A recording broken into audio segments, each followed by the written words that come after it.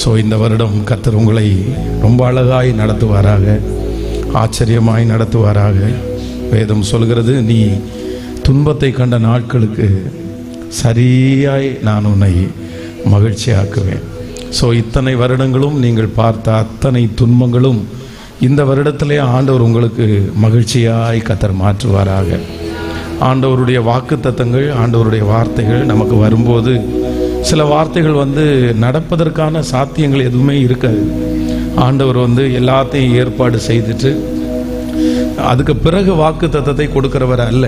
ஆண்டவர் ஒன்றும் இல்லாமையிலிருந்து எல்லாவற்றையும் உருவாக்குகிறவர்.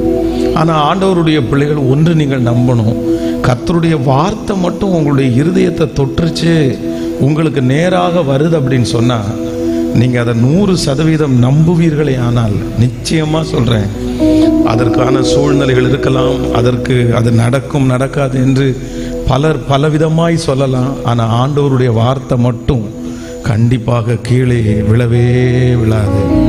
அவர் இல்லாதவைகளை அவர் இருக்கிறது போல் அழைக்கிற கர்த்தர். அதனால ஆண்டவர் இதற்கு முன்பாக வேற ஒரு பல வருடங்களாய் உங்களுக்கு நிறைய வாக்குத்தத்தங்கள் கர்த்தர் பேசிக்கொண்டே இருக்கலாம். ஆனால் எந்த வாக்குத்தத்தமும் எனக்கு நடக்கலையே, ஆண்டவர் பேசிட்டே இருக்கிறாரே, அந்த வாக்குத்தத்தங்களெல்லாம் எப்போ நடக்க போகுது அப்படின்னு ஒருவேளை நீங்கள் எதிர்பார்த்திருக்கலாம். ஆனால் கண்டிப்பாக சொல்கிறேன், வானமும் பூமியும் ஒளிந்து போனாலும் அவர் சொன்ன வார்த்தை நிச்சயமாக அது தரையிலே விழவே விழாது. ஸோ ஒரு வயதான கொஞ்சம் ஒரு நடுத்தர வயதுள்ள ஒரு அம்மா அவங்க ஒரு ஸ்கூல் டீச்சராக இருக்காங்க. அந்த டீச்சர் என்ன பண்ணுறாங்க அப்படின்னு சொன்னால், அங்கே இருக்கிற ஸ்டூடெண்ட்லேயே ஒரு ஸ்டூடெண்ட் ரொம்ப மோசமாய் ரொம்ப குறும்புத்தனம் பண்ணி எல்லா கிளாஸ் டீச்சர்ஸும் அவன் ஸ்கூலுக்கு வேண்டாம் அப்படின்னு அவங்க அப்பா அடிக்கடி போய் அந்த ஸ்கூலில் விசிட் பண்ணுறாரு. இந்த குழந்தைய அனுப்பாதீங்க. ஆனால் வேறு வழி இல்லாமல் அந்த குழந்தைய அவங்க ஸ்கூலில் பார்த்துட்டு இருந்தாங்க. அப்போ ஒரே ஒரு டீச்சர் மட்டும் என்ன பண்ணாங்கன்னா, அந்த பையனை போய் பார்த்து அவனுடைய ரொம்ப முரட்டுத்தனத்தை பார்த்து டெய்லி முழங்கால நின்று, ஆண்டவரே எப்படியாவது இந்த பையனை கர்த்தருக்குள்ளே நான் நடத்தணும், இவன் ஒரு நல்ல மகனாக மாறணும் அப்படின்னு சொன்னால், அவன் ஒரு முஸ்லீம் ஒரு பையன். ஸோ அவனுக்கு நிறைய ஏசப்பாவை பற்றி சொல்லி அவனுக்கு ரொம்ப அன்பாய் சொல்லி, இந்த பையனுக்கு என்னமோ தெரில, அந்த கிளாஸில் இருக்கிற எந்த டீச்சரையுமே பிடிக்காது, ஆனால் இந்த ஒரே ஒரு டீச்சரை மட்டும் ரொம்ப பிடிக்கும். ஸோ இந்த டீச்சர் சொல்கிறதெல்லாம் கேட்க ஆரம்பித்தான். அப்போது திடீரென்று இந்த டீச்சருடைய வேலை அந்த ஸ்கூலில் இருந்து போயிடுச்சு. அப்போ ஆண்டவர் ஒரு ஜெபத்திற்காக போகும்போது ஆண்டவர் என்ன சொல்கிறாருன்னா, இல்லை நீ இன்னைக்கு ரொம்ப மோசமான சூழ்நிலையில் இருக்கிற, நீ இன்னைக்கு ஒரு செடி மாதிரி இருக்கிற, ஆனால் நான் உன்னை ஒரு ஆலமரமாக நான் மாற்றுவேன், நீ ஒரு நாள் ஒரு ஆலமரமாக நீ மாறுவ, உனக்கு நிறைய கிளைகள் உண்டாகும், நீ ஆயிரக்கணக்கான பேருக்கு ஆசீர்வாதமாக மாறுவ அப்படின்னு ஆண்டவர் அவங்களோட பேசுகிறாரு. பேசின உடனே, ஆண்டவரே இன்னைக்கு வேலைக்கே இல்லை வழி இல்லாமல் நான் நின்றுட்டு இருக்கிறேன், என்னை பார்த்து நீ ஆலமரமாக மாறுவ, புளிய மரமாக மாறுவேன்னு சொல்லிட்டு இருக்கீங்களே, என்னால் நம்பவே முடியல அப்படின்னு யோசிச்சு இருக்கும்போது பக்கத்தில் ஒருத்தவங்க இந்த மாதிரி ஒரு ஸ்கூல் விலைக்கு வருது, நீங்கள் வேணால் வாங்கிக்கிறீங்களான்னு கேட்டாங்களாம்மா. ஏங்க என்னை பார்த்தா எப்படி தான் தெரியுது, நான் ஸ்கூலில் வேலையிலேருந்து ரிஜெக்ட் பண்ணப்பட்டு இப்போ தான் வந்திருக்கிறேன், ஒரு ஸ்கூலை வாங்குறீங்களான்னு கேட்குறீங்க. இல்லை ரொம்ப கம்மியான விலையில் வருது, நீங்கள் வேணால் ட்ரை பண்ணுங்களேன் அப்படின்னு சொல்லும்போது, இந்த முஸ்லீம் பையனுடைய தகப்பனார் இடத்துல அவர் கேட்குறாரு, என்னம்மா இந்த ஸ்கூல் விலைக்கு வருதாமே, நீங்கள் வாங்கி நடத்தலாம்ல, நீங்கள் ரொம்ப நல்ல டீச்சர் அப்படின்னு. உடனே அவங்க சொல்கிறாங்க, இல்லை சார் எனக்கு அந்த ஸ்கூலை வாங்குற அளவுக்கு பணம் இல்லைன்னு சொன்ன உடனே அந்த பையனுடைய அப்பா சொன்னாங்களாம்மா, என் பையன் முரடன், என் பையனை யாராலையுமே மாற்ற முடியல, என் பையன் எனக்கு ஒரு நாள் கூட அடங்குனதில்லை, இவ்வளவு மோசமான ஒரு பையன் இன்னைக்கு இவ்வளவு நல்ல பையனா மாறுறதுக்கு ஒரே ஒரு டீச்சர் நீங்க தான், அதனால அந்த இடத்த வாங்கக்கூடிய பணத்தை நான் உங்களுக்கு தர்றேன், நீங்க எத்தனை வருஷம் தாண்டி தந்தாலும் பரவாயில்ல. அவரே பணத்தை கொடுத்து அந்த ஸ்கூல் தான் ஆரம்பமான ஸ்கூல்.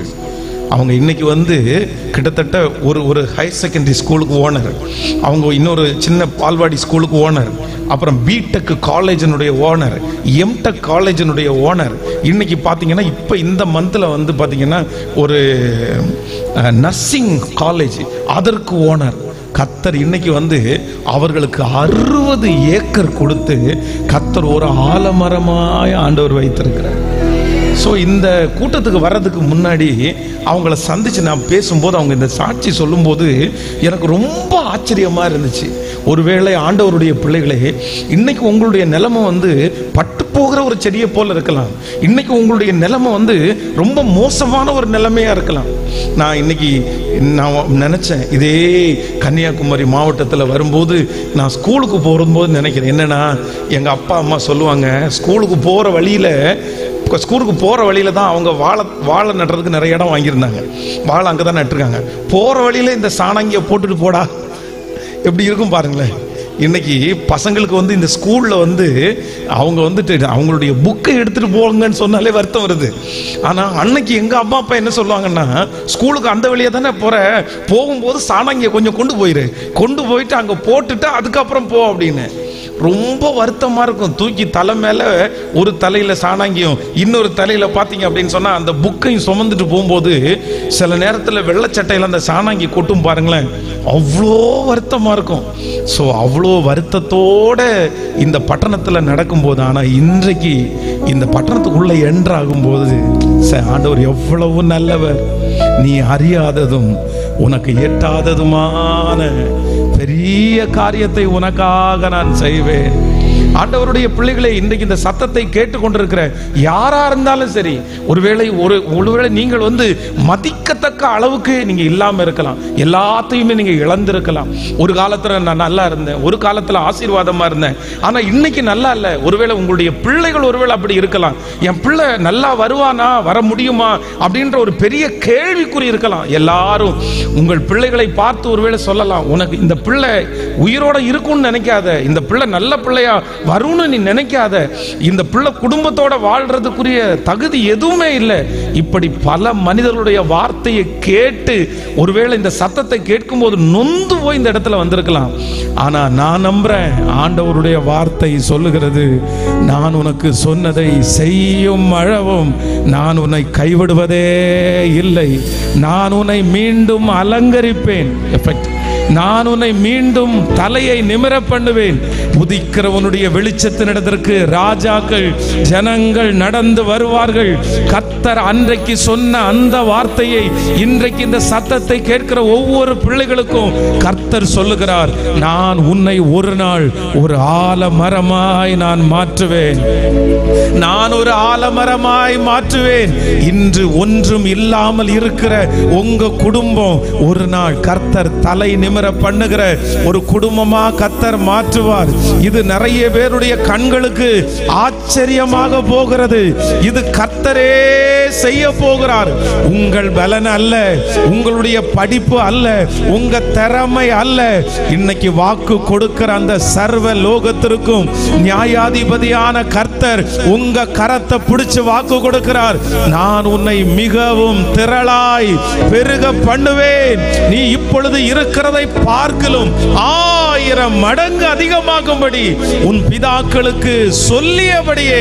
நல்ல கரங்களை மேல தட்டி இந்த வார்த்தையை நம்புறவங்க கரங்களை மேல தட்டி, thank you Jesus, thank you Jesus. அவர் எனக்காக செய்து முடிக்கிறதற்கு கர்த்தர் வல்லவராய் இருக்கிறார். எப்போ யார எந்த இடத்துல ஆண்டவர் தூக்கி எடுக்கிறார்னு சொல்லவே முடியாது. எப்ப வேணாலும் தூக்கி நிறுத்துவார். நான் 2005 வருஷம் பாருங்க, இனியும் வந்து ஒரு 2 daysல வர்ற வெள்ளிக்கிழமை அன்னைக்கு கோயம்புத்தூர்ல சர்ச்சு ஆரம்பிச்சு சரியா 20 வருஷத்தினுடைய ஆனிவர்சரி, 20th ஆனிவர்சரி. ஸோ 2005 வருஷத்துல கோயம்புத்தூர்ல வந்து ஒரு ட்ரீட்மெண்ட்டுக்காக ஒரு வீட்டில் வந்து ஸ்டே பண்ணிட்டு இருந்தேன். அப்படின்னா நான் என்னன்னா, நம்ம ஊர்ல தான் வந்து நான் திருச்சியில ஊழியம் பார்த்துட்டு அதுக்கப்புறம் இங்க அருமனையில தான் நான் வந்து இருந்தேன். அப்போ எனக்கு மஞ்சக்காமலை. அப்போ இங்கே இருந்து வந்து என்னை கேரளாவில் கூட்டிகிட்டு போயிட்டு நிறைய நாள் அந்த மருந்தெல்லாம் சாப்பிட்டேன். என்னால் வந்து அதுலேருந்து வெளியே வர முடியல.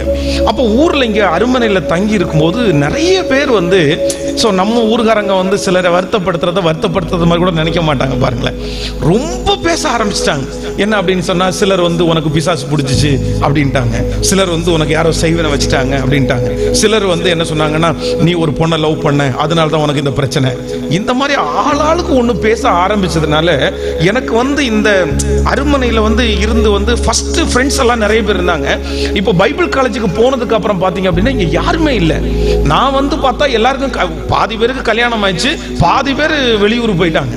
இப்போ தனிமையா இருக்கிறதுனால இந்த ஊர்ல இருக்க முடியாம நான் கோயம்புத்தூர்ல ஒரு வீட்டில் வந்து என்னுடைய உடல்நிலை சரி செய்வதற்காக ட்ரீட்மெண்ட்டுக்காக படுத்திருந்தேன். கிட்டத்தட்ட ஒரு 9 மாதம் வந்து அந்த வீட்டில் வந்து தனியா ஒரு ரூம்ல வந்து படுத்திருந்தேன். அப்போ அந்த வீட்டில் வந்து ப்ரேயர் நடந்து வாரத்தில் ஒரு நாள் ப்ரேயர் நடக்கும். அந்த ப்ரேயர் டைம் மட்டும் அப்படியே ட்ரெஸ் பண்ணி எந்திரிச்சு போய் நிற்பேன், அவ்வளோதான்.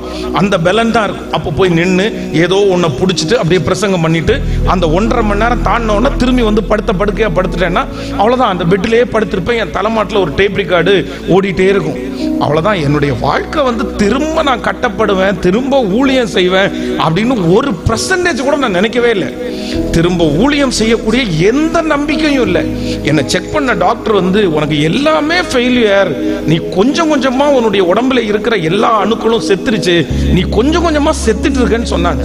ஆனா அந்த வீட்டில் இருக்கிறவங்க சொல்றாங்க, இந்த பாருங்க, இவ்வளோ இந்த வியாதியின் மத்தியிலையும் நீ வந்து வாரத்துக்கு ஒரு நாள் ப்ரேயர் நடத்துறல, எங்க வீடு ஒன்று காலியா இருக்குது, அந்த வீட்டில் கிட்டத்தட்ட 6 மாசமா யாருமே வாடகைக்கு வரல, அந்த வீட்டில் ஊழியம் ஆரம்பிக்கிறீங்களான்னு கேட்டாங்க. ஸோ 2005ஆவது வருஷம் வெறும் 3 பேரை வச்சு அந்த வீட்டில் வந்து அது ரொம்ப அற்பம், அவ்வளோ கிண்டல் பண்ணுவாங்க, அவ்வளோ நக்கல் பண்ணுவாங்க. அன்னைக்கு வயசும் ரொம்ப கம்மி, வயசை சொல்லியும் என்ன சின்ன பையன் நீ போய் ஊழியம் பண்ணி என்ன பண்ண போற. ஆனா இன்று அப்படியே இந்த பலிபீடத்தில் நின்று நான் நினைச்சு பார்க்கும்போது நினைக்கிறேன், கர்த்தர் நமக்காக திறக்கிற வாசல் வந்து சில நேரத்தில் ஆரம்பம் அற்பமா தான் இருக்கும், ஆரம்பம் ஒன்றும் இல்லாம தான் இருக்கும், ஆரம்பம் சொல்லிக்கிறது மாதிரி எதுவுமே இருக்காது.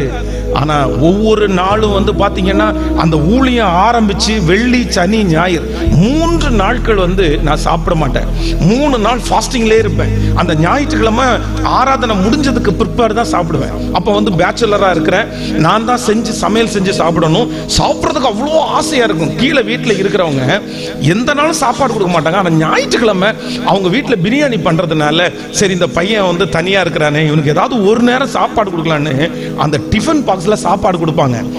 உண்மையிலே சொல்றேன், இது பெருமைக்காக சொல்லல, ஆண்டவர் எவ்வளவு நல்லவர்ன்றத சொல்றேன். அந்த சாப்பாடை வந்து ஒதுக்கி வச்சிருவேன். ஒதுக்கி வச்சு என்ன சொல்லுவேன்னா, ஆண்டவரே என்ன உண்மையா நீங்க நம்புறதா இருந்தா எனக்கு ஃபர்ஸ்ட் ஆத்துமாக்களை தாங்க ஆண்டவரே, நீங்க ஆத்துமாக்களை தந்துட்டு அதுக்கப்புறம் சாப்பாடை கொடுங்க ஆண்டவரே, நான் எவ்வளவு வேணாலும் சாப்பிடுறேன் ஆண்டவரே, எனக்கு ஆத்துமாக்களை தராத எனக்கு சாப்பாடு வேண்டான்னு சொல்லி அன்னைக்கு அந்த சாப்பாடை வெறுக்கிறது என்கிறது ரொம்ப கஷ்டமானது. ஏன்னா சாப்பிடுறதுக்கு அன்னைக்கு வெறும் வந்து 3 மாசம் 4 மாசம் கண்டினியூவா என்னுடைய சாப்பாடு தயிர் சாதம் மட்டும்தான் இருக்கும். ஏன்னா வேற எதுவுமே எனக்கு பண்ண தெரியாது, சாப்பாடு ஆக்கும் தெரியாது, யாருமே பண்ணியும் கொடுக்கல. ஆனா அன்றைக்கு அந்த சாப்பாடை ஒதுக்கி வச்சு நீங்க எனக்கு செய்யணும், நீங்க எனக்கு செய்ய முடியும், எனக்கு வேற யாருமே இல்ல ஆண்டவரே, எப்படி இந்த ஊழியத்தை கொண்டு போகணும்னு எனக்கு தெரியல. ஆனா உண்மையிலே கர்த்தர் நல்லவர், அவருடைய நாமத்திற்காய் காண்பித்த அன்புள்ள பிரயாசத்தை அவர் மறந்து விடுவதற்கு அநீதி உள்ள தேவன் அல்ல.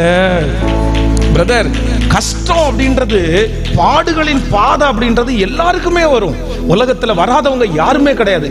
ஆனா பாடுகளின் பாதையிலே யார் ஒரு தேவனுடைய பிள்ளை ஆண்டவரை பிடிச்சுக்கிறாங்களோ, ஆண்டவரை தேடுறாங்களோ, ஆண்டவரை சார்ந்து வாழ்றாங்களோ, அந்த பாடுகள் மத்தியில உங்களுக்கு ஆறுதல் ஆண்டவர் தரணும், உங்களுக்கு சந்தோஷத்தை ஆண்டவர் தரணும், உங்களுக்கு அந்த இடத்துல ஆண்டவர் மகிழ்ச்சியை தரணும். நீங்க பாடுகள் மத்தியில ஆண்டவரை மட்டும் உறுதியா பிடிச்சீங்கன்னா அப்ப தருவாரு பாருங்க ஆண்டவர் வாக்குத்தத்தம், அப்போ உங்களோட ஆண்டவர் ப்ராமிஸ் பண்ணுவாரு பாருங்க. நான் நம்புறேன், கண்ணீரோடு விதைக்கிறவன் கம்பீரத்தோடு அறுப்பான், அள்ளி தூவும் விதையை சுமந்து கொண்டு போகிறவன் அழுது கொண்டு போகிறான், ஆனால் தான் அறுத்த அரிக்கட்டுகளை சுமந்து வரும்போது ஆண்டவர் அவனை கம்பீரமாய் நிச்சயமாய் இன்றைக்கு இந்த சத்தத்தை கேட்டுக்கொண்டிருக்கிற யாருடைய வாழ்க்கையிலே ஆகிலும் ஆண்டவர் உங்களை கடினமான பாதையில நடத்தலாம். ஒருவேளை ஒரு பாடுகளின் பாதையில ஆண்டவர் நடத்தலாம். வளர்ச்சி இல்ல, உயர்வு இல்ல, வெற்றி இல்ல, என்ன பண்ணுவேன்னு தெரியல, எதை பிடிப்பேன்னு தெரியல. ஆனா நான் நம்புறேன், கர்த்தர் அனுமதிச்ச இந்த பாதையில ஆண்டவரை உறுதியா பற்றி பிடிங்க. கர்த்தரோட வாழ ஆரம்பிங்க. கர்த்தருடைய சமூகத்துல பரிசுத்தமா வாழுவேன்னு ஒரு தீர்மானம் மட்டும் எடுங்க. கடினமான பாதையில யார் கர்த்தரை பிடிக்கிறாங்களோ அவங்களை நிச்சயமாய் கர்த்தர் கைவிடவே மாட்டார். பாருங்க, யோசேப்பு ஆண்டவரை பிடிச்சது எப்போ அப்படின்னு சொன்னா, அவன் அரண்மனையில உட்காரும் போது அல்ல, அவ்வளவுதான். அடிமை சாப்பாடு சாப்பிட்டுட்டு இருக்கும் போது அந்த வீட்டுல இருக்கிற ஒரு அம்மா அவனை பார்த்து கேள்வி கேட்டிருந்தாங்கன்னா என்ன கேட்டிருப்பாங்க? நீ என்ன பெருசா பெரிய ஆண்டவர்னு சொல்ற? உன் ஆண்டவர் இருந்தார்னா உன்னை எதுக்கு வித்து போடுறாங்க? உன் ஆண்டவர் இருந்தார்னா ஏன் எங்கள்கிட்ட அடிமையா இருக்கிறாங்க? அந்த லேடி சொல்றாங்க, இந்த வீட்டுல யாருமே இல்ல, எல்லாரையுமே நான் வெளியே அனுப்பிட்டேன், எல்லாருமே அவங்கவுங்க வேலையை போயிட்டாங்க, இந்த தப்ப பண்ணுனா யாருமே பார்க்க மாட்டாங்கன்னு சொல்றாங்க. ஆனா யோசேப்பு என்ன சொல்றான் அப்படின்னு சொன்னா, ஏமா இந்த தப்ப பண்ணுனா இங்க உள்ளவங்க யாரும் பார்க்க மாட்டாங்க, எல்லாரையுமே நீ அனுப்பிட்ட. ஆனா நான் ஆராதிக்கிற ஒரு தேவன் இருக்கிறார், அவருடைய கண்ணை மறைக்கவே முடியாதுமா. அவர் இந்த இடத்துல பார்த்துட்டு இருக்கிறாருமா, அவருக்கு எல்லாமே தெரியுமா, அவருக்கு முன்னாடி எல்லாம் வெளியரங்கமா இருக்கிறது. தன்னை ஆண்டவர் பார்க்கிறார்ன்ற ஒரு எண்ணம் அடிமைத்தனத்தினுடைய வீட்டில் அவனுக்கு இருந்துச்சு. பிரதர், சிஸ்டர், உங்களை ஆண்டவர் பார்க்கிறாரான்னா, நிறைய பேர் ஆண்டவரே நீர் என்ன பார்த்துட்டு இருந்தா ஏன் இதெல்லாம் நடக்குது? நீங்க என்ன பார்க்கறீங்களா? என்ன விசாரிக்கிறீங்களா? நான் போகிற வழி உமக்கு தெரியுமா? நீ தெரிஞ்சிருந்தா இப்படி எல்லாம் எனக்கு ஏன் நடக்குது? இதே அனுபவம் யோபுக்கும் வந்துச்சு. நான் முன்பாக போனாலும் அவர் இல்லை, நான் பின்பாக கிரியை செய்யும் அவரை காணேன், ஆனாலும் நான் போகும் வழியை அவர் அறிவார், அவர் என்னை சோதித்த பிறகு பொன்னாக பொன்னாக பொன்னாக விளங்குவேன், நான் போகும் வழியை அவர் அறிவார். வாலிப தம்பிக்கு சொல்றேன், தங்கச்சிக்கு சொல்றேன், ஒவ்வொரு தகப்பன்மாருக்கும் சொல்றேன், பிரதர், ஆண்டவர் உங்களை பார்க்கிறார், ஆண்டவர் உங்களை பார்க்கிறார். சில நேரத்தில் சோதனைகளை ஆண்டவர் கொடுக்கும் போது நீங்க அந்த இடத்துல வைராக்கியமா நிக்கணும்னு கர்த்தர் எதிர்பார்க்கிறார். இந்த ஒரே ஒரு இடத்துல மட்டும் யோசேப்பு கொஞ்சம் சாஞ்சிருந்தான்னு வைங்களேன், இந்த ஒரு இடத்துல மட்டும் சாஞ்சிருந்தான்னா அவனுடைய வாழ்க்கை இப்படி போக வேண்டிய வாழ்க்கை இப்படி போயிருக்குங்க. கர்த்தர் மன்னிக்க மாட்டாருன்னு சொல்லல, ஆண்டவர் உங்களை மன்னிக்க மாட்டாருன்னு சொல்லல, நம்ம செய்த தவறுகளுக்கெல்லாம் ஆண்டவர் மன்னிப்பாரு. நான் நம்புறேன், இந்த பட்டணத்துல எத்தனையோ பேர் ஆண்டவர் நம்பினார், எத்தனை ஃபேமிலியை நம்பினார், எத்தனை மனிதர்களை நம்பினாரு. ஆனா என்னன்னா, இந்த ஜெனரேஷன்ல இப்போ ஆண்டவர் உங்களையும் என்னையும் ஆண்டவர் நம்புறாரு. ஆண்டவரை எதுவுமே மறைக்கவே முடியாது. அதனால ஒவ்வொருத்தரும் என்ன அப்படின்னா, கர்த்தர் அந்த பாதையில நடத்தும் போது உங்களை பார்த்துட்டே இருப்பாரு. என் பிள்ளை இப்ப என்ன பண்றான்? என் பிள்ளை தூசிக்கிறானா? என் பிள்ளை அவமானப்படுத்துறானா? என் பிள்ளை இந்த இடத்துல ஜெபம் பண்ணாம இருக்கிறானா? ஆனா நீங்க ஒண்ணு இன்னைக்கு ஒப்பு கொடுங்க, இந்த கன்வென்ஷன் கூடத்துல ஒப்பு கொடுங்க, நீங்க என்ன நடத்துற இந்த பாதையில நான் யாரையுமே பிடிக்க மாட்டேன், உங்களை மட்டுமே நான் பிடிப்பேன். நீங்க நடத்துகிற இந்த பாதையில நான் பரிசுத்தமா வாழுவேன், நீங்க நடத்துகிற இந்த பாதையில நீர் என்னை பார்க்கிறீர் என்கிறத நான் எனக்கு முன்னாடி உங்களை வச்சுக்குவேன்னு ஒரு தீர்மானத்தை மட்டும் எடுங்க. நான் நம்புறேன், ஒரு சில ஆண்டுகள் தாண்டி யோசேப்புனுடைய தலையை கர்த்தர் உயர்த்த முடியுமானால் உங்க தலைகளை கர்த்தரால கண்டிப்பாக உயர்த்த முடியும். இந்த சத்தத்தை கேட்கிற சகோதரனே, நீ எந்த இடத்திலே இருந்தாலும், எந்த இடத்திலிருந்து இந்த சத்தத்தை கேட்டுக்கொண்டிருந்தாலும், இன்று உன்னுடைய நிலைமை மோசமா இருக்கலாம், இன்று உன்னுடைய நிலைமை கையேந்திரது போல இருக்கலாம், இன்றைக்கு உன் நிலைமை மற்றவங்க அடிபணிஞ்சு நடக்கிற அளவுக்கு இருக்கலாம். இந்த இன்னைக்கு இருக்கிற நிலைமையை பார்த்து நான் இவ்வளவு நல்லா இருந்தேனே, இன்னைக்கு இப்படி மாட்டிக்கிட்டேனே, நான் என்ன தப்பு பண்ணினேன், நான் யாருக்கு என்ன துரோகம் பண்ணினேன், உங்களையே நீங்க நிறைய கேள்வி கேட்டுட்டு இருக்கலாம். இதே போலதான் ஒரு நாள் யோசேப்பு தன்னை பார்த்து ஒரு கேள்வி கேட்டான். ஆனா சர்வ வல்லவராகிய ஆண்டவர் அவனோடு கூட இருந்து ஒரு நாள் அவனுடைய வாழ்க்கையை தலைகீழாய் மாற்றினார். அவன் தேவனோட நடந்த நடக்கைய கர்த்தர் கைவிடல. கர்த்தர் அவனுக்கு பெரிய அற்புதத்தை செய்தார். இன்றைக்கு ஒரே ஒரு தீர்மானத்தை மட்டும், இந்த பாதையில நடக்கும் போது நான் கர்த்தரை பிடிச்சுக்குவேன். நீங்க எனக்கு வேணும் ஆண்டவரே, உங்களை தான் நான் தேடுவேன். நீங்க என்ன ஆறுதல் படுத்துறத நான் இந்த பாதையில உணரணும். கைகள் அப்படி மேல உயர்த்தி, நன்றி அப்பா, நன்றி நன்றி. அவர் சாதாரணமானவர் அல்ல, அவர் அசாதாரணமானவர். அவர் அசாதாரணமானவர். இன்னைக்கு யாரையோ கர்த்தர் ஒரு சில பாதைகளை கர்த்தர் நடத்துறாரு. இந்த பாதையில சத்ரு உனக்குள்ள நிறைய சந்தேகங்களை விதைச்சு எப்படியாவது இன்னொரு வழியில கொண்டு போகணும்னு முயற்சி எடுக்கிறான். வாலிப தம்பி, எப்படியாவது உன்னை நிறைய தவறான முன்மாதிரி உனக்கு முன்னாடி காமிச்சு, அவனை பாரு விழுந்துட்டான், இவனை பாரு விழுந்துட்டான், இவ விழுந்துட்டா, அவ விழுந்துட்டா, நீ இன்னும் என்ன நிக்க முடியும், நீ என்ன நிக்க முடியும், நீயும் தப்பு பண்ணு, நீயும் தப்பு பண்ணு. ஆனா கர்த்தர் மட்டும் உன் பக்கத்துல வந்து சொல்றாரு, இல்ல நீ அவனை போல இல்ல, நீ அவளை போல அல்ல, நீ என்னுடைய கரத்திலே அலங்காரமான கிரீடம், நீ என்னுடைய கரத்துல அலங்காரமான கிரீடம். நான் உன்னை பார்த்தது வித்தியாசமா, நான் உன்னை பார்த்திருக்கிறேன்.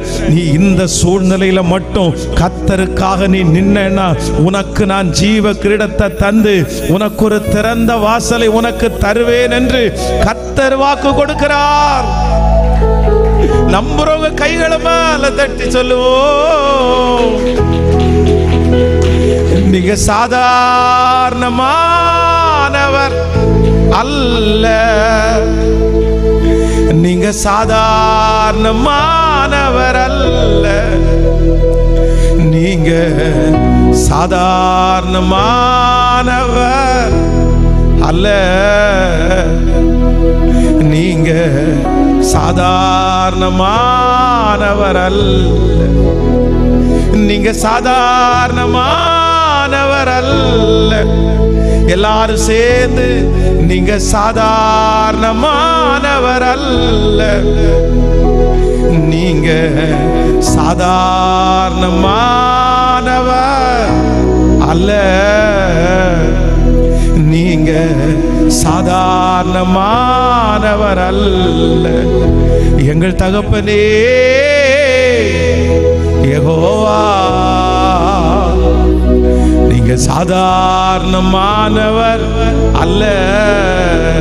எல்லாரும் சேர்ந்து சொல்லலாமா, எங்கள் தகப்பனே யெகோவா, நீங்க சாதாரணமானவர் அல்ல.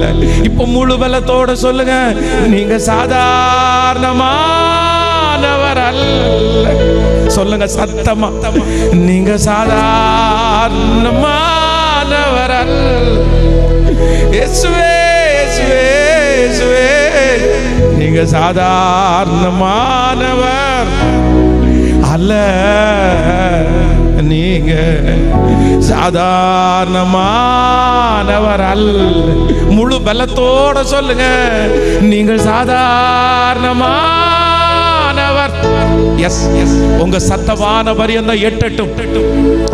எனக்கு முன்பாக இருக்கிற சூழ்நிலை அது கர்த்தருக்கு லேசான காரியம், ஆண்டவருக்கு லேசான காரியம்.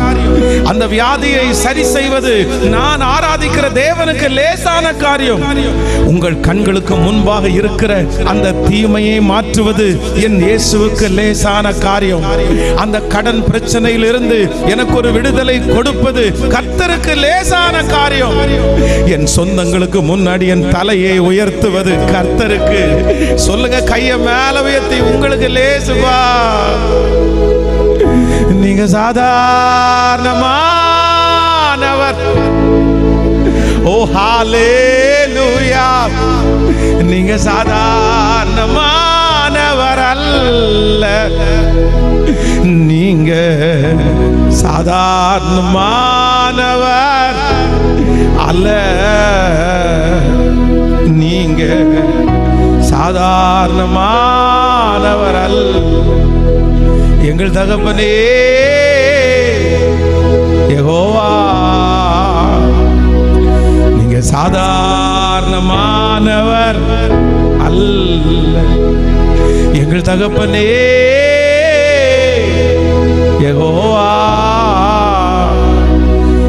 சாதாரணமானவர் அல்ல. ஹல்லேலூயா, ஆமென். கர்த்தர் ஒரு பாதையில ஒரு ஆண்டவருடைய பிள்ளையை நடத்தும் போது காரணம் இல்லாம கர்த்தர் நடத்தவே மாட்டார். இஸ்ரவேல் ஜனங்களை ஆண்டவர் எகிப்து தேசத்திலிருந்து கர்த்தர் நடத்திட்டு போகும்போது பாத்தீங்கன்னா, அவங்களை எங்கெங்கெல்லாம் ஆண்டவர் கொண்டு போனாரோ அங்கெல்லாம் ஆண்டவர் ஒரு காரணத்தை வச்சிருந்தார். அவரை நடத்திட்டு போன பாதைகளை பாருங்க, ஒன்னொன்னா பாருங்க. ஒவ்வொரு இடத்துலயும் கர்த்தர் சில இடத்துல சிலதை கத்து கொடுத்தாரு, சில இடத்துல அவங்கள உருவாக்குனாரு, சில இடத்துல நாம் பெரியவர் என்கிறத ஆண்டவர் நிரூபிச்சாரு. உங்களை ஆண்டவர் நடத்திட்டு போகிற ஒவ்வொரு பாதையிலையும் ஒண்ணு அவர் உங்களுக்கு அங்க உங்களை ஏதாவது ஒரு விதத்துல கர்த்தர் உங்களை உருவாக்குவார். கேட்கல, உங்களை கர்த்தர் உருவாக்குவார். கர்த்தர் உங்களை நடத்திட்டு போகிற பாதையில ஒன்னும் உங்களை உருவாக்குவார். இல்லைன்னா அந்த பாதையில ஆண்டவர் ஏதோ ஒண்ணு கத்து கொடுப்பார். கர்த்தர் கண்டிப்பா ஏதோ ஒண்ணு கத்து கொடுப்பாரு. இல்ல அப்படின்னா கர்த்தர் உங்களை நடத்துற பாதையில ஏதோ ஒண்ணு உங்களுக்கு தரப்போறாருன்னு அர்த்தம். இந்த காரணம் இல்லாம அந்த பாதையில கண்டிப்பா கர்த்தர் நடத்த மாட்டாரு. பிரதர், கர்த்தர் உங்களை நடத்துற பாதையில கர்த்தரை பிடிச்சுக்குங்க. சிஸ்டர், கர்த்தர் உங்களை நடத்துகிற பாதையில கர்த்தரை பிடிச்சுக்குங்க. ஆண்டவர் இன்றைக்கு இந்த இடத்துல கர்த்தருடைய வார்த்தை கடந்து வருது. எஸ், நான் உன்னை சாதாரணமா அந்த பாதையில நடத்தல. கர்த்தராகிய நான் உன் வலது கரத்தை பிடித்து பயப்படாதே, நீ அக்கினியில் நடக்கும் போது அக்கினி ஜுவாலை உன் பேரில் பற்றாது. ஆமென், ஹல்லேலூயா. ஆண்டவரும் அவ்வளோ பெரிய ஊழியத்தை முடிச்சு அவ்வளோ டயர்டா தான் இருக்கிறார். சீடர்களோட சேர்ந்து அவர் டிராவல் பண்ணலாம். ஆனா ஆண்டவர் என்ன பண்றாருன்னா, அவ்வளோ பெரிய அற்புதத்தை ஆண்டவர் நடத்தி முடிச்சுட்டு சீடர்களை மட்டும் முன்னாடி போக சொல்றாரு. அவங்க வந்து ஃப்ரண்ட்ல போயிட்டாங்க. போன உடனே நடு கடல்ல பாத்தீங்கன்னா அவ்வளோ பலத்த காற்று, நடு ராத்திரியில கப்பல் மூழ்கத்தக்கதாக ஒரு பெரிய பிரச்சனை. ஆண்டவர் கடல் மேல நடந்து வருகிறத பார்த்து ஆவேசம் ஆவேசம்னு கத்துறாங்க. இதுக்கு முன்னாடி தான் அற்புதம் நடந்துச்சு, கொஞ்ச நேரத்துக்கு முன்னாடி. ஆனா இடையிலேயே அவங்களுடைய விசுவாசம் வந்து ரொம்ப சோர்ந்து போயிடுச்சு. அப்பதான் ஆண்டவர் அவங்களிடத்துல சொல்றாரு, இந்த காற்றையும் கடலையும் அனுமதிச்சு இந்த வழியில உங்களை நான் நடக்க பண்ணுகிறதுக்கு காரணம் என்னன்னா, உங்க விசுவாசத்தை நான் தட்டி எழுப்ப நான் விரும்புறேன். உங்க விசுவாசத்தை பெருக்கிறதுக்கு விரும்புறேன். உங்களுக்கு அவிசுவாசத்தை கர்த்தர் இந்த பாதையில நடத்தும் போது பிசாசு உங்களுக்குள்ள அவிசுவாசத்தை விதைச்சிட்டே இருப்பான். ஒரு மாசத்துக்கு முன்னாடி தான் ஆண்டவர் உங்களுக்கு அற்புதம் செஞ்சிருப்பாரு. 1 இயருக்கு முன்னாடி தான் ஆண்டவர் அற்புதம் செஞ்சிருப்பாரு. இந்த சத்தத்தை கேட்கிற நிறைய பேருக்கு ஆண்டவர் வந்து போன வருஷம் தான் அவ்வளவு பெரிய அற்புதம் பண்ணாரு, 3 வருஷத்துக்கு முன்னாடி அவ்வளவு பெரிய அற்புதம் நடந்துச்சு. ஆனா இன்னைக்கு உங்களுக்கு எல்லாமே உங்களை விட்டு போய் அந்த அற்புதத்துக்கு நேராக உங்க கண்ணு திரும்பாம பிசாசு உங்களை சந்தேகத்தை கொடுத்திருக்கலாம். ஆனா கர்த்தர் சொல்றாரு, இல்ல, இதற்கு முன்னாடி செஞ்ச அந்த கர்த்தர் இதுவரைக்கும் உங்க கையை விடல, அவர் மீண்டும் நடத்துவார். இந்த பாதையில கர்த்தர் உங்க விசுவாசத்தை பெருக பண்ணுவார். இந்த பாதையில கர்த்தர் உங்க விசுவாசத்தை தட்டி எழுப்புவார். நீங்க ஒரு விசுவாச வீராங்கனையாய் வீரர்களாய் மாற இந்த பாதை ரொம்ப யூஸ்ஃபுல்லா இருக்கும். ஆமென் சொல்லுங்க பார்க்கலாம். கைகளை உயர்த்தி ஆமென் சொல்லுங்க. வேதம் சொல்லுகிறது, கண்ணீரோடு விதைக்கிறவன். நம்ம எல்லாருமே அந்த அந்த அந்த சங்கீதத்தை நம்ம எடுப்போம். இன்னைக்கு அந்த சங்கீதத்தை நம்ம வாசிக்க போறோம். எடுத்துக்கொள்ளலாம். எல்லாரும் 126வது சங்கீதத்தை எடுக்கலாம். 126வது சங்கீதம் எல்லாரும் என்னோட சேர்ந்து வாசிங்க பார்க்கலாம். 1வது வசனத்திலிருந்து 6வது வசனம் வரும். சீயோனின் சிறையிருப்பை கர்த்தர் திருப்பும் போது சொப்பனம் காண்கிறவர்களை போல இருந்தோம். அப்பொழுது நம்முடைய வாய் நகைப்பினாலும் நம்முடைய நாவு ஆனந்த சத்தத்தினாலும் நிறைந்திருந்தது. அப்பொழுது கர்த்தர் இவர்களுக்கு பெரிய காரியங்களை செய்தார் என்று புறஜாதிகளுக்குள்ளே சொல்லிக் கொண்டார்கள். கர்த்தர் நமக்கு பெரிய காரியங்களை செய்தார், இது நிமித்தம் மகிழ்ந்திருக்கிறோம். கர்த்தாவே, தெற்கத்தி வெள்ளங்களை திருப்புவது போல எங்கள் சிறையிருப்பை திருப்பும். கண்ணீரோடு விதைக்கிறவன் கம்பீரத்தோடு அறுப்பான். அள்ளி தூவும் விதையை சுமந்து கொண்டு போகிறவன் அழுது கொண்டு போகிறான். ஆனாலும் தான் அறுத்த அரிக்கட்டுகளை சுமந்து கொண்டு கம்பீரத்தோடு திரும்பி வருகிறான். ஹல்லேலூயா. பொதுவா வந்து இந்த 2 வசனத்தை தான் ஃபர்ஸ்ட் வசனமா போட்டிருக்கணும். அப்படின்னா கண்ணீரோடு விதைக்கிறவன் கம்பீரத்தோடு அறுப்பான். ஒரு தேவனுடைய பிள்ளையினுடைய வாழ்க்கையில வாலிப தம்பிகளா இருக்கலாம், பெரியவர்களா இருக்கலாம், நீங்க மறந்துடாதீங்க. எதை மறந்துடாதீங்க அப்படின்னு சொன்னா, கர்த்தர் உங்களுக்கு அனுமதிக்கிற பாதையில வந்து நீங்க கண்ணீரை மனுஷனுக்கு முன்னாடி சிந்தக்கூடாது, கண்ணீரை சொந்தக்காரங்க முன்னாடி சிந்திடக்கூடாது, கண்ணீரை வெறுமனையா துக்கப்பட்டு சிந்திடக்கூடாது. உங்க கண்ணீரை எங்க சிந்தணும் அப்படின்னு சொன்னா கர்த்தர் சமூகத்துல நீங்க சிந்தணும். நம்முடைய பாடுகளுக்கு எப்போ உயிர் கிடைக்கும் தெரியுமா? நம்முடைய பாடுக்கு எப்போ உயிர் கிடைக்கும், நம்முடைய அவமானத்துக்கு எப்போ உயிர் கிடைக்கும்னா, நம்முடைய அவமானத்தை கர்த்தர் சமூகத்தோட கலக்கும் போது அந்த அவமானம் ஆசீர்வாதமா மாறும், அந்த கண்ணீர் களிப்பா மாறும். ஆனா நம்ம நிறைய பேர் இதுல என்ன பண்றோம் அப்படின்னா இதுல தவறுகிறோம். நான் வந்து வேதாகம கல்லூரியில் படிக்கும் போது 3வது வருஷம் படிக்கிறேன். பொதுவாகவே வந்து தேர்ட் இயர் படிக்கும் போது பாத்தீங்க அப்படின்னு சொன்னா ஒரு மரியாதை இருக்கும். பைபிள் காலேஜில் தேர்ட் இயர் படிக்கும் போது அவங்க தான் அந்த செய்தி கொடுக்கணும், அவங்க தான் வெளியில கூட்டங்கள் எல்லாம் நடத்த போகணும். ஏன்னா அடுத்த வருஷம் அவங்க பாஸ்டர் ஆக போறாங்கல்ல, அதனால நல்ல ட்ரைனிங் கொடுத்து எந்த வேலையும் அதிகமாக கொடுக்காம அவங்களுக்கு வந்து மெசேஜ் எடுக்கிறது இந்த மாதிரி வேலையை தான் அதிகமாக கொடுப்பாங்க. ஆனா நான் பைபிள் காலேஜில் தேர்ட் இயர் படிக்கும் போது என்னமோ தெரியல, அப்ப இருந்த அந்த வார்டன் அவருக்கு வந்து என்ன வந்து சுத்தமா பிடிக்காம போயிடுச்சு. என் மேல என்னமோ தெரியல, அவருக்கு வந்து ஒரு பெரிய வெறுப்பு, அந்த பெரிய கோபம். பொதுவா வந்து வாலிப வயசா இருக்கிறதுனால ரொம்ப ஜெபம் பண்ணாலும் பாத்தீங்க அப்படின்னா இந்த தண்ணி ஜெபம் கொடுப்பாங்க பாருங்களேன். நம்ம கூட்டத்தோட இருக்கும்போது கை தட்டி ஜெபம் பண்ணுவோம், அப்ப தூக்கம் வராது. இந்த தண்ணி ஜெபம் 1 மணி நேரம் கொடுக்கும்போது தூங்குறது வழக்கம் தான். தூங்குறது வந்து எப்படியாவது அந்த டயர்டில் தூங்கிற மாதிரி தூங்குவாங்க. ஒரு நாள் தெரியாதனமா நான் தூங்கிட்டேன். ஐயோ, அந்த பிரதர் என்ன பண்ணாருன்னா என்ன மட்டும் பனிஷ்மெண்ட் கொடுக்காம எல்லாரையுமே வர சொல்லிட்டாரு. எல்லாரும் கேட்கறாங்க, ஏன் பிரதர் அவன் தப்பு பண்ணதுக்கு நாங்க என்ன பண்ணணும்னு கேட்டா, உங்க கிளாஸ்ல மட்டும் அவன் தப்பு பண்ணா அவனுக்கு மட்டும் பனிஷ்மெண்ட் கிடையாது, எல்லாருக்குமே பனிஷ்மெண்ட். மொத்த பேருடைய கோபமும் என் மேல திரும்புது. எல்லாரும் என்ன வெறுக்க ஆரம்பிச்சிட்டாங்க. அப்படின்னா நீதான் நாங்க இப்ப வேலை செய்யறதுக்கு காரணம் நீதான், இந்த வேலை செய்யறதுக்கு காரணம் என்ன அப்படி என்னால ஒண்ணுமே புரிய வைக்கவே முடியல. ரொம்ப நொந்து போனேன்.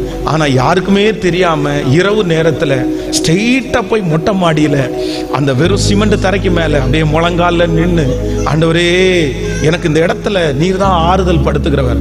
உண்மையிலே பாத்தீங்க அப்படின்னு சொன்னா அந்த மொட்டை மாடியில போய் ஒரு 10 நிமிஷம் ஜெபம் பண்ணும்போது அவ்வளவு தூரம் இவங்க இருதயத்தை அப்படியே குத்தி கிழிச்சிருப்பாங்க, வார்த்தையினால அவ்வளவு கஷ்டப்படுத்தி இருப்பாங்க. ஆனா ஆண்டவர் ஒரு ஆறுதல் படுத்துவாரு பாருங்க. ஐயோ, அந்த அந்த மாதிரி ஒரு கம்ஃபர்ட் வந்து எங்கேயுமே கிடைக்காது. அவ்வளவு சொகுசா அவ்வளவு அப்படியே கர்த்தர் பேசுவாரு. அப்படியே பாடும்போது மனசுக்குள்ளேயே சொல்லுவாரு, இல்ல இல்ல இல்ல உன்னோட நான் இருக்கிறேன், உன்னோட. அப்போ அந்த ஜெபத்துல எல்லாம் என்ன ஜெபம் பண்ணோம் அப்படின்னு சொன்னா, பரவாயில்ல ஆண்டவரே, அவங்க திட்டுனது நல்லது ஆண்டவரே, பரவாயில்ல, அதை நான் ஒரு பெரிய விஷயமா எடுத்துக்கல ஆண்டவரே, உங்களுக்காக அந்த திட்டு வாங்குறது சந்தோஷம் ஆண்டவரே, எனக்கு ஒண்ணும் வேண்டாம் ஆண்டவரே, நீங்க மட்டும். அன்னைக்கு வந்து ஜெப குறிப்புன்னு எதுவுமே கிடையாது. எனக்கு அதை கொடுங்க இதை கொடுங்க அந்த மாதிரி ஜெப குறிப்பு இல்ல. உங்களை எனக்கு ரொம்ப பிடிக்கும் ஏசப்பா, உங்களோட கூட இருக்கணும் ஏசப்பா. ஆனா அன்றைக்கு அந்த கண்ணீரோட விதைச்சதை பாருங்க, கர்த்தர் வந்து அவங்க கண்ணுக்கு முன்னாடியே கர்த்தர் என்னை தலைவனாய் அபிஷேகம் பண்ணினார். கர்த்தர் என் தலையை கர்த்தர் உயர்த்தினார். கர்த்தர் அந்த இடத்துல என் கூட இருக்கிறத கர்த்தர் நிரூபிச்சார். இந்த சத்தத்தை கேட்கிற ஆண்டவருடைய பிள்ளையே, இந்த பாதையை உங்களுக்கு அனுமதித்திருக்கிறவர் கர்த்தர். கர்த்தர் சொல்றார், இந்த பாதையை நினைச்சு வருத்தப்படாத, இந்த பாதையை நினைச்சு சோர்ந்து போகாதீங்க, இந்த பாதையை நினைச்சு நான் இனி எழும்பவே மாட்டேன்னு அவிசுவாசப்படாத. கர்த்தர் சொல்றாரு, இந்த பாதையில என்ன நீ புடிச்சுக்கோ, இந்த பாதையில நீ என்ன விசுவாசி, இந்த பாதையில உன்னுடைய கண்ணீர் எல்லாம் என் சமூகத்தில் சிந்தப்படட்டும். இதோ நாட்கள் வரும், சீக்கிரமாய் நாட்கள் வரும், அன்றைக்கு கண்ணீரோடு விதைக்கிற நீங்கள் கம்பீரமாய் அறுத்திருக்கிறதை சுற்றி இருக்கிறவர்கள் பார்ப்பார்கள். நம்புறவங்க கரங்களை மேல தட்டி முழு பலத்தோடு எஸ் பிரைஸ் ஜீசஸ், ஹalleluya ஹalleluya. அவங்க திட்டுறதெல்லாம் கர்த்தர் சமூகத்துல கொண்டு போகணும், அவங்க அவமானப்படுத்துறதெல்லாம் கர்த்தர் சமூகத்துல கொண்டு போகணும். அப்படியே படுத்த படுக்கையில கிடக்கும் போது அது கர்த்தரோடே இருக்கணும், கர்த்தரோடே இருக்கணும். என்னுடைய பாடுகள்ல என் கூட யார் இருக்கிறான்னா கர்த்தர் என் கூடவே இருக்கிறார். நான் ஆண்டவரோடு இருக்கிறேன். எத்தனை பேர் பொருத்தனை எடுக்கிறேன்? என்னுடைய அவமானத்துல நான் கர்த்தரோட இருப்பேன். சொல்லுங்க, எல்லாரும் கையை உயர்த்தி சொல்லுங்களேன், என் அவமானத்துல நான் கர்த்தரோட இருப்பேன். சொல்லுங்க, என்னுடைய குறைவுல நான் கர்த்தரோட இருப்பேன். என்னுடைய வெறுமையில நான் கர்த்தரோட இருப்பேன். சொல்லுங்க, என்னுடைய கண்ணீர்ல நான் கர்த்தரோட இருப்பேன். எல்லாரும் கைகளை உயர்த்தி சொல்லுங்க. அதைத்தான் ஆண்டவர் எதிர்பார்க்கிறாரு. சொல்லுங்க எல்லாரும், இந்த வருஷத்துல ஒரு தீர்மானம் எடுங்க. எனக்கு தெரியும் இந்த சத்தத்தை கேட்கிற நிறைய பேருக்கு இந்த வருஷம் ஒரு நல்ல வருஷமா அமைய போகுது. இந்த வருஷம் ஆண்டவர் உன்னை சர்ச்சில் கூட்டிட்டு வர போறாங்க. இந்த வருஷம் ஆண்டவருடைய சமூகத்துல நீங்க முழங்கால் படியிட போறீங்க. இந்த வருஷம் சொந்தங்களுக்கு முன்பாக கர்த்தர் உங்க தலையை உயர்த்த போறாரு. இந்த வருஷம் ஒரு அங்கீகாரம் உங்களுக்கு கிடைக்க போகிறது. இந்த வருஷம் கர்த்தர் உங்களுக்கான பெருக்கத்தை கர்த்தர் ஆரம்பிக்க போறாரு. இந்த வருஷம் உங்களை அற்பமா பார்த்த நிறைய பேர் ஆச்சரியமா பார்க்க போறாங்க. இந்த வருஷம் கர்த்தர் உங்களை சுற்றிலும் ஒரு இளைப்பாறுதலை கர்த்தர் தர போறாரு. இந்த வருஷம் உன்னோடு கூட கர்த்தர் இருக்கிறத கர்த்தர் நிரூபிக்க போறாரு. உங்க பிள்ளைங்க தலை மேல கர்த்தர் ஒரு கிரீடத்தை வைப்பேன் என்று கர்த்தர் வாக்கு கொடுக்கிறார். இந்த வருடம் சூழ்நிலைகள் மாற போகிறது. கைகளை உயர்த்தி சொல்லுவோம், இயேசுவே என்னுடைய அவமானத்துல நீர் என்னோடு இருப்பீர். என்னுடைய குறைவுல நான் உம்மோட இருப்பேன். என்னுடைய சஞ்சலத்துல நான் உம்மோட இருப்பேன். என்னுடைய வருத்தத்துல நான் உம்மோட இருப்பேன். என்னுடைய உயர்வுல நான் உம்மோட இருப்பேன். ஹல்லேலூயா, உம்மோட இருப்பேன். கர்த்தர் ஒரு ஆதங்கத்தோட தான் இந்த இடத்துல வந்திருக்கிறாரு. மகளே, இவ்வளவு துன்பத்துல நீ எங்க போன? இவ்வளவு அவமானத்துல நீ எங்க போன? இல்ல, அந்த மனுஷனுக்கு முன்னாடி கண்ணீர் வடிக்காத. அந்த கண்ணீருக்கு எந்த பிரயோஜனமுமே இருக்காது. நீ ஏன் முன்னாடி வடிக்கிற கண்ணீர் ஒரு நாளும் வீணாய் போகாதுன்னு கர்த்தர் வாக்கு கொடுக்கிறாரு. அந்த மனுஷனுக்கு முன்னாடி நீ நிக்க வேண்டாம்.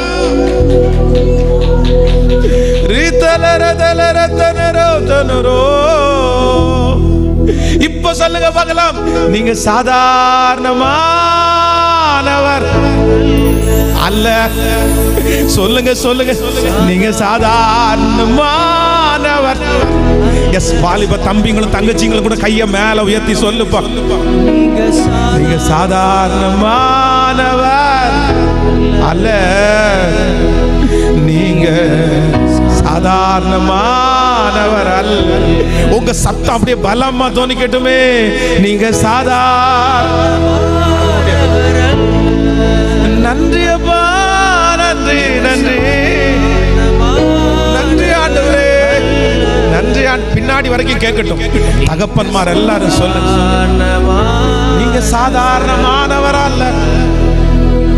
நீங்க சாதாரணமானவர் அல்ல. நீங்க சாதாரணமானவர் அல்ல. ஹல்லேலூயா. நமக்கு வருகிற அவமானத்துல, நமக்கு வருகிற நிந்தையில, நம்மளை குட்டும் போது, குத்தும் போது, வருத்தப்படுத்தும் போது நீங்க ஆண்டவரோட இருந்துட்டீங்க அப்படின்னு சொன்னா, இந்த சங்கீதத்துல ஆசீர்வாதம் வருது. சீயோனின் சிறையிருப்பை கர்த்தர் திருப்பும் போது சொப்பனம் காண்கிறது போல இருந்தது. நம்பர் 1, முதலாவது இந்த சத்தத்தை கேட்கிற ஒவ்வொருத்தருடைய தலையின் மேலே ஒரு ஆசீர்வாதம் வரப்போகுது. ஆண்டவர் உங்களுக்கு ஒரு அற்புதம் செய்வார். ஆண்டவர் உங்களை வழி நடத்துவார். அப்ப எப்படி இருக்கும் அப்படின்னு சொன்னா, சொப்பனம் பார்க்கிற மாதிரி இருக்குமா? மாமா, எத்தனை பேர் நம்புறீங்க? எத்தனை பேர் நம்புறீங்க? சொப்பனம் பார்க்கிற மாதிரி இருக்கும். சொப்பனம் பார்க்கிற மாதிரி இருக்கும். சொப்பனம் பார்க்கிறது மாதிரி இருக்கும்.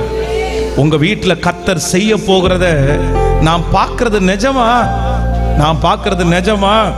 இது ஏன் கண்ணு தானா? நம்ப முடியல, நம்ப முடியல.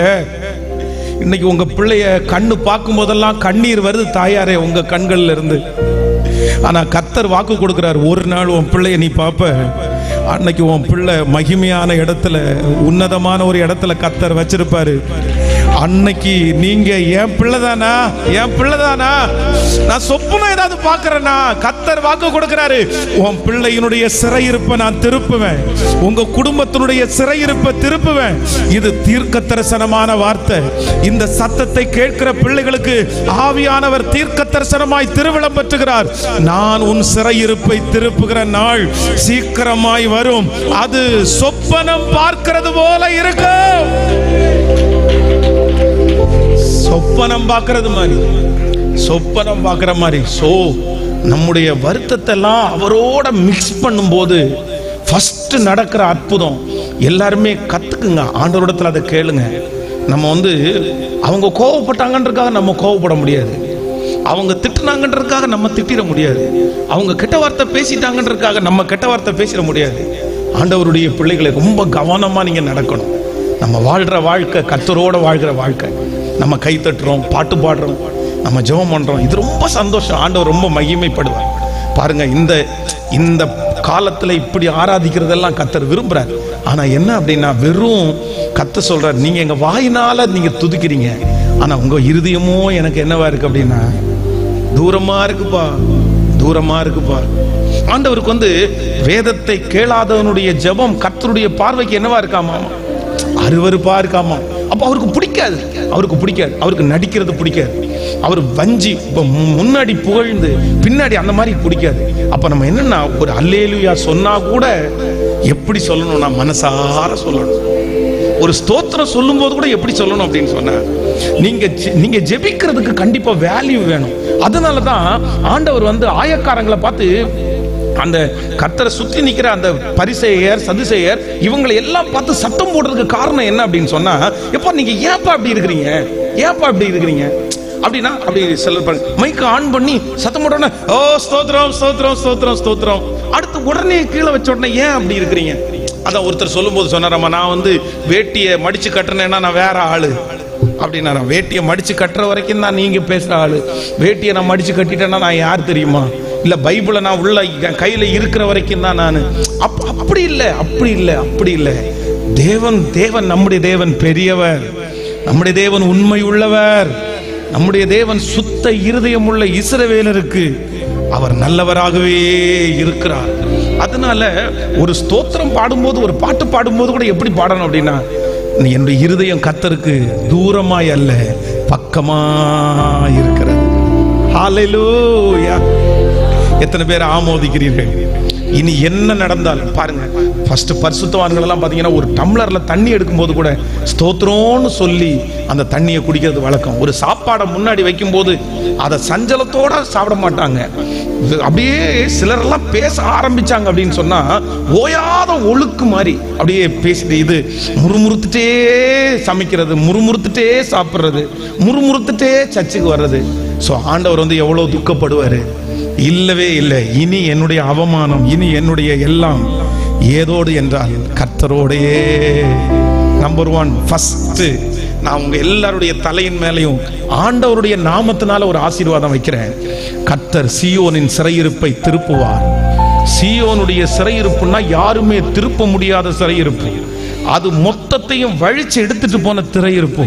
ஆனா ஆண்டவர் சொல்றாரு, நீ திரும்பி வர மாட்டேன்னு நினைக்காத, என் சீயோனை திருப்பி நான் எடுக்க மாட்டேன்னு நினைக்காத, ஆனா சீயோனின் சிறையிருப்பை நான் திருப்புவேன். அது எப்படி இருக்கும்னா பகிரங்கமா இருக்கும்னு சொல்லல. சீயோனுடைய சிறையிருப்பை திருப்பணும்னா நிறைய கரையை செலுத்தி பகிரங்கமா தான் கொண்டு வர முடியும். ஆனா ஆண்டவர் சொல்றாரு, என் பிள்ளைய நான் திருப்பும் போது சொப்பனம் பார்க்கிற மாதிரி ஒரே ராத்திரியில 24 மணி நேரத்துக்குள்ள கண்ணை மூடி திறக்கிறதுக்குள்ள என் பிள்ளையினுடைய வாழ்க்கையை மாற்றுவதற்கு என் தேவனால் கூடும் என்று கர்த்தர் திருவிழம் பெற்றுகிறார். இந்த சத்தத்தை கேட்கிறவர்கள் எந்த இடத்துல இருந்தாலும், எந்த இடத்துல இருந்தாலும், எந்த இடத்துல இந்த சத்தத்தை கேட்டாலும் கர்த்தர் உங்களுக்காக தான் பேசுறாரு. மகனே, இல்ல உன் ஓட்டம் முடியல, உன்னுடைய வாழ்க்கை முடியல, இல்ல கர்த்தர் தான் இன்னைக்கு உன்னை நிறுத்தி பேசுறாரு. இந்த வார்த்தை உனக்காக தான். இந்த ஊழியக்காரனை இந்த பலிபீடத்துல கொண்டு வந்தது உனக்காக தான். உன் சிறையிருப்பை நான் திருப்புவேன். இந்த வருஷம் முடிகிறதுக்குள்ள உன் சிறையிருப்பை திருப்புவேன். இவனுக்கு இது எப்படி நடந்துச்சுன்னா சொப்பன பார்க்கிற மாதிரி அதிசயமாய் அந்த காரியத்தை கைகளை தட்ட தட்ட தட்ட தட்ட அந்த மைய மகிமை. சத்தத்தை உயர்த்தி ஆமென் என்று ஆமோதித்து ஜெபம் பண்ணுங்க. இது எனக்கு நடக்கணும், இது எனக்கு நடக்கணும். இந்த வார்த்தை இந்த வருஷம் கர்த்தருடைய கரத்தினால் அது கைகூடி வருவதாக. நன்றி அப்பா, நன்றி அப்பா, நன்றி அப்பா, நன்றி. ஓ ஹalleluya. நீங்க சாதாரணமானவர் அல்ல, நீங்க சாதாரணமானவர் அல்ல, நீங்க சாதாரணமானவர் அல்ல, நீங்க சாதாரணமானவர் அல்ல.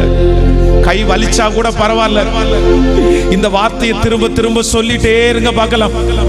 இந்த வளாகம் முழுவதும் தேவனுடைய ஒரு பெரிய மகிமை நிறைஞ்சிருக்கிறத நான் பார்க்கிறேன்.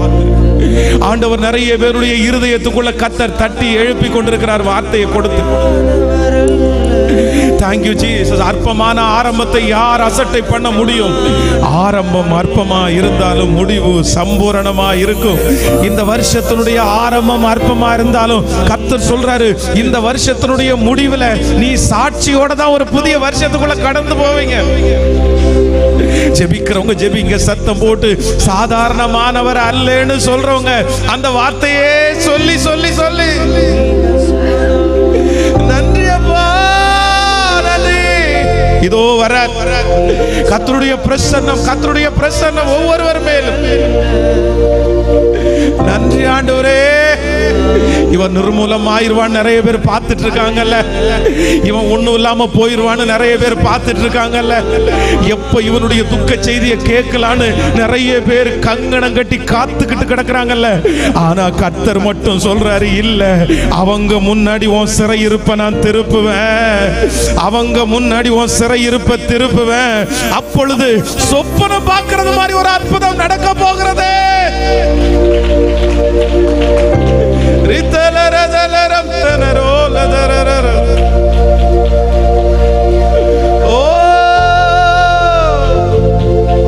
நீங்க சாதாரணமானவர் அல்ல, நீங்க சாதாரணமானவர் அல்ல. சேர்ந்து நீங்க சாதாரணமானவர் அல்ல, நீங்க சாதாரணமானவர் அல்ல, நீங்க சாதாரணமானவர். எல்லாரும் ஒரே குரலாய் சொல்லுவோம் சொல்லுவோம் சொல்லுவோம். என் பிரச்சனை சாதாரணமானது தான் ஆண்டவரே, என் தேவை சாதாரணமானது தான் ஆண்டவரே, எனக்கு முன்பாக இருக்கிற சூழ்நிலை சாதாரணமானது தான் ஆண்டவரே. ஆனால் நான் ஆராதிக்கிற எங்கள் தேவனாகிய கர்த்தராகிய நீர் சாதாரணமானவர் அல்ல. சொல்லுவோம் சத்தத்தை உயர்த்தி, சாதாரணமானவர் அல்ல.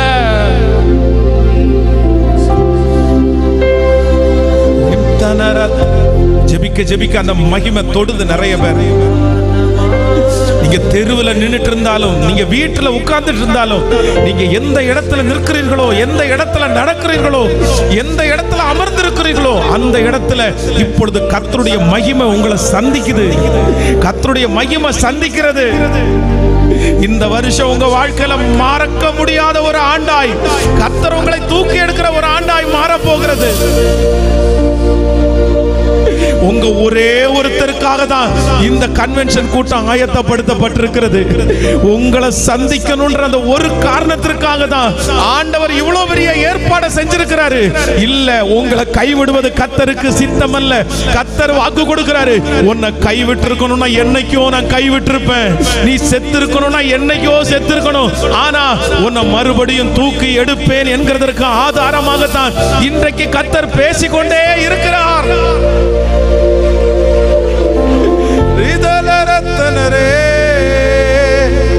நீங்க சாதாரணமானவர் அல்ல,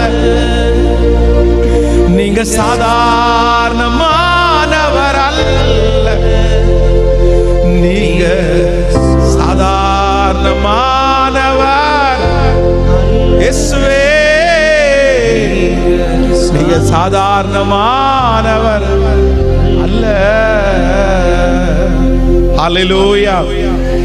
நம்பர் 1, முதலாவதாக நம்முடைய வாழ்க்கையில கர்த்தர் நடத்துகிற எல்லா பாதையிலையும் நீங்க ஆண்டவரோட அந்த பாதையை கடக்கும் போது நம்முடைய வாழ்க்கையில் நடக்கிற முதல் ஆசீர்வாதம் என்னன்னா, கர்த்தர் சொல்றாரு, உன்னுடைய வாழ்க்கையில சிறையிருப்பை நான் திருப்புவேன். அந்த சிறையிருப்பை திருப்பும் போது எப்படி இருக்கும்னா, சொப்பனம் பார்க்கறது மாதிரி.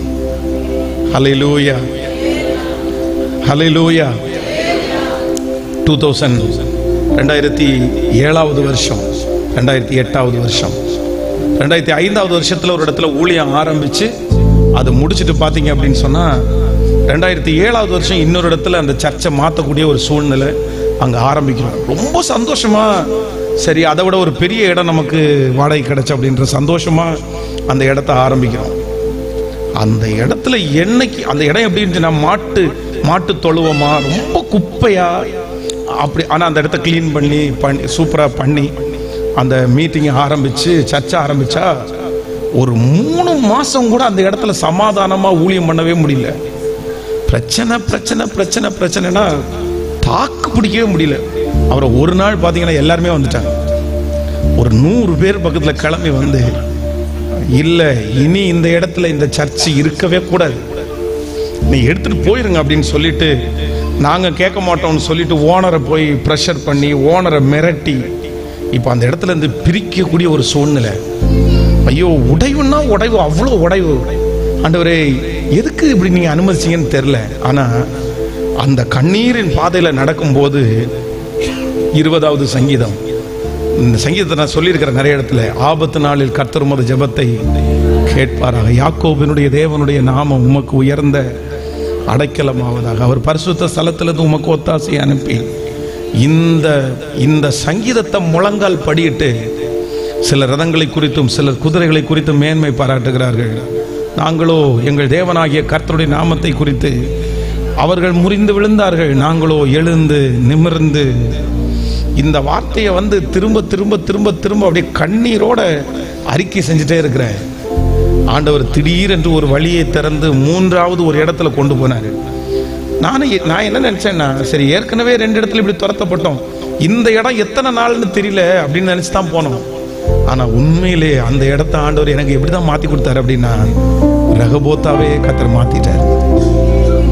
எப்படி இருக்குன்னா, இப்போ அந்த தெருவில் போய் நின்று பார்க்கும்போது எப்படி இருக்குன்னா, சொப்பனம் பார்க்கிறது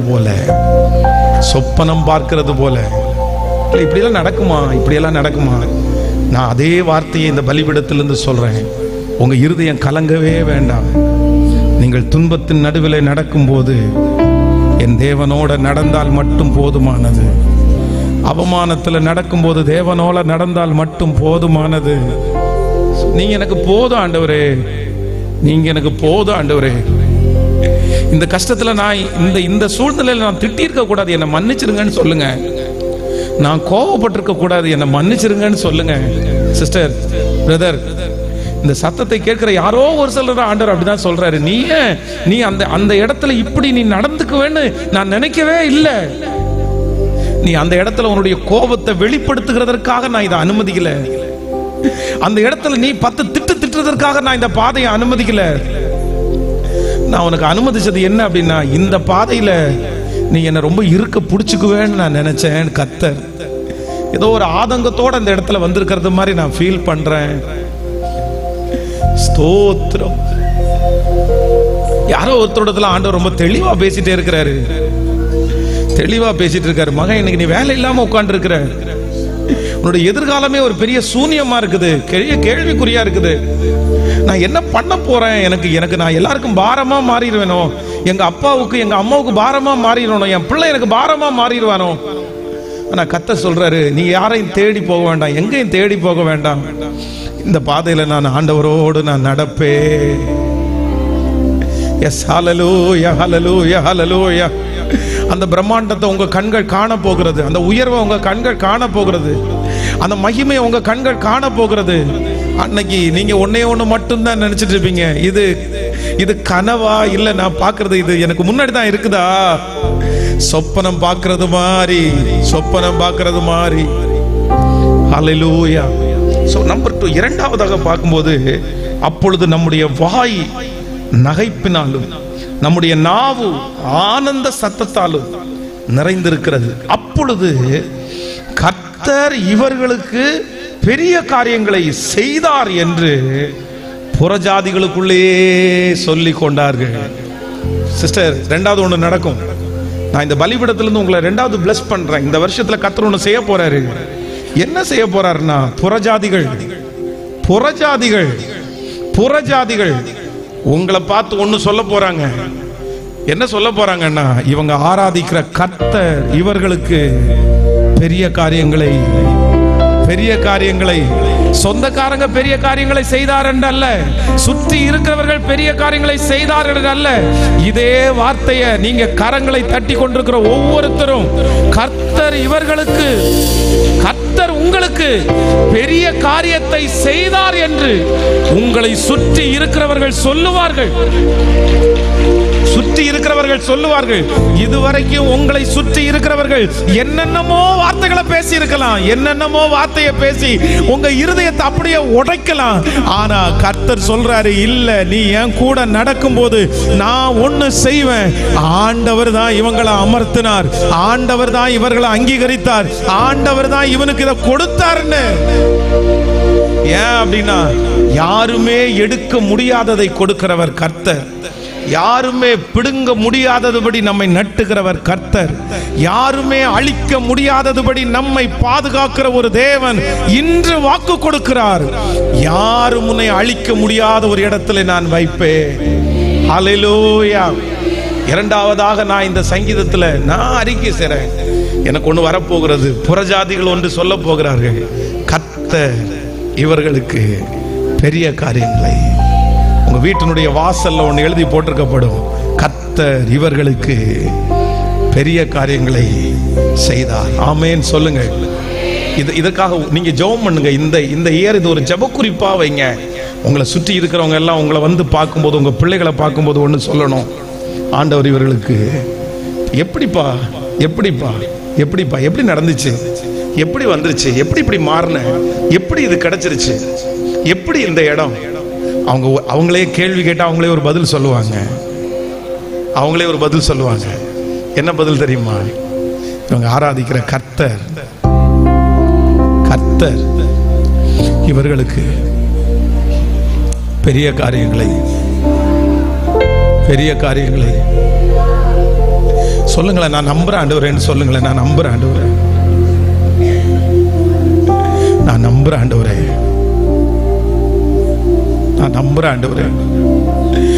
சொல்ல அந்த மகிமை உங்களை தேடி வரட்டும். இல்ல, நீங்க இதை உண்மையா விசுவாசிக்கணும்னு ஆண்டவர் எதிர்பார்க்கிறார். இதை முழு மனதோட விசுவாசிக்கணும்னு கர்த்தர் எதிர்பார்க்கிறார். உங்க இருதயத்துல உறுத்தி கொண்டிருக்கிற அந்த காரியத்துல கர்த்தர் இவர்களுக்கு பெரிய காரியங்களை, அந்த டாக்டரே ரிசல்ட் எடுத்து பார்த்துட்டு சொல்லுவாரு, எப்படிப்பா நடந்துச்சு?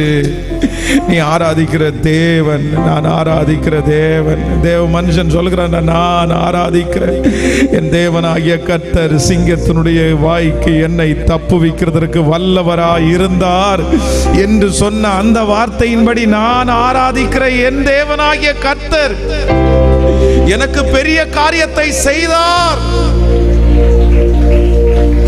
எனக்கு பெரிய காரியத்தை செய்தார். ஆமென். சோ நம்பர் 3, கர்த்தர் நமக்கு பெரிய காரியங்களை செய்தார் என்று இத நிமித்தம் நாம் மகிழ்ந்திருக்கிறோம். கர்த்தாவே, தெற்கத்தி வெள்ளங்களை திருப்புவது போல எங்கள் சிறையிருப்பை திருப்பும். 4வது வசனத்தை இன்னொரு விஷயம் வாசிக்கலாம். கர்த்தாவே, தெற்கத்தி வெள்ளங்களை திருப்புவது போல எங்கள் சிறையிருப்பை. எல்லாரும் ஒரு 3 டைம் சொல்லுங்க பார்க்கலாம். தெற்கத்தி வெள்ளங்களை திருப்புவது போல எங்கள் சிறையிருப்பை. அப்படின்னா நம்ம நிறைய பேர் நம்ம நிறைய பேருக்கு வயல் இருக்கு பாருங்களேன். இந்த வயல்ல தண்ணி ஒரு வாய்க்காலுக்குள்ள பாயும் போது அடுத்ததுல பாயணும் அப்படின்னு சொன்னா ஒரு 5 மண்வெட்டியில மண்ணை வெட்டி அவ்வளவுதான் அந்த வாய்க்காலுடைய சென்ட்ரல் நீங்க கொட்டிட்டீங்கனாலே அந்த தண்ணி இங்கே வர தண்ணி அடுத்ததுக்கு போயிடும். நிறைய பேர் வாழை நடுறவங்க அதெல்லாம் பார்த்துருப்பீங்க, அது உங்களுக்கு தெரியும். ஆனால் ஒரு பெரிய மலையிலிருந்து காற்றாற்று வெள்ளம் வருதுன்னு வச்சுங்களேன், அந்த காற்றாற்று வெள்ளத்தை வந்து 2 மண்ணை வெட்டி போட்டு தடுக்க முடியாது. என்ன பண்ணுவாங்க அப்படின்னு சொன்னா, நமக்கு நிறைய டேம் கட்டியிருக்காங்கல்ல, இந்த டேம் எல்லாம் எதுக்கு கட்டியிருக்கிறாங்கன்னு சொன்னா, அந்த தண்ணி காற்றாற்று வெள்ளத்தை நிப்பாட்டி அது சேதப்படுத்தாதபடி பத்திரப்படுத்துறதுக்காக நிப்பாட்டி இருக்கிறாங்க. அது வந்து தடுப்பு எத்தனையோ கோடிகள் செலவு பண்ணி அந்த தடுப்பு சுவரை கட்டுவாங்க. ஆனா ஆண்டவர் என்ன சொல்றாருன்னா, தெற்கத்தி வெள்ளங்களை திருப்புவதற்கு இந்த உலகத்துல இருக்கிறவங்க நிறைய பிரயோகத்தை யூஸ் பண்ணுவாங்க. ஆனா நான் உங்களுக்கு ஒண்ணு செய்ய போறேன்.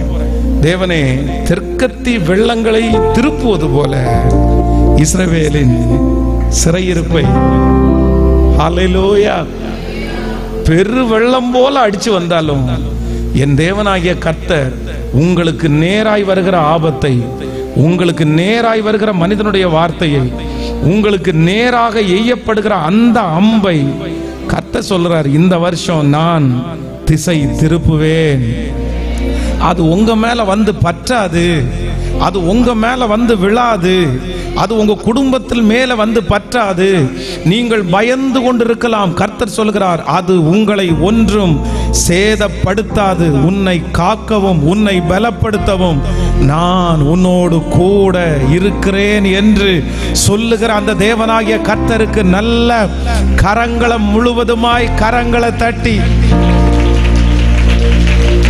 எல்லாருடைய கரங்களையும் தட்டி, தெற்கத்தி வெள்ளங்களை திருப்புவது போல இஸ்ரவேலின் சிறையிருப்பை திருப்புகிற கர்த்தர், சூறாவளியை போல வருகிற பிரச்சனை, தடுக்கவே முடியாத பிரச்சனை, யாராலும் எதிர்த்து நிற்க கூட முடியாத அந்த பிரச்சனை, கர்த்தர் சொல்லுகிறார், அவருடைய ஒரு கை அசைவினால், அவருடைய பலத்த கையினால் நீங்கள் மட்டும் ஆண்டவரை பற்றி பிடிப்பீர்களே ஆனால் கர்த்தர் வாக்கு கொடுக்கிறார், நான் அது உன்னை சேதப்படுத்தாதபடி அதை திசை திருப்பி விடுவேன். அது நேராக வந்து கொண்டிருக்கிறது, திசை திரும்பப்படும். நன்றி நன்றி நன்றி. ஹல்லேலூயா. எத்தனை பேர் ஆமோதிக்கிறீர்கள்? கண்ணீரோடு விதைக்கிறவன் கம்பீரத்தோடு. சோ இதுக்கு ஒரு பெரிய சாராம்சம் ஒன்று இருக்கிறது.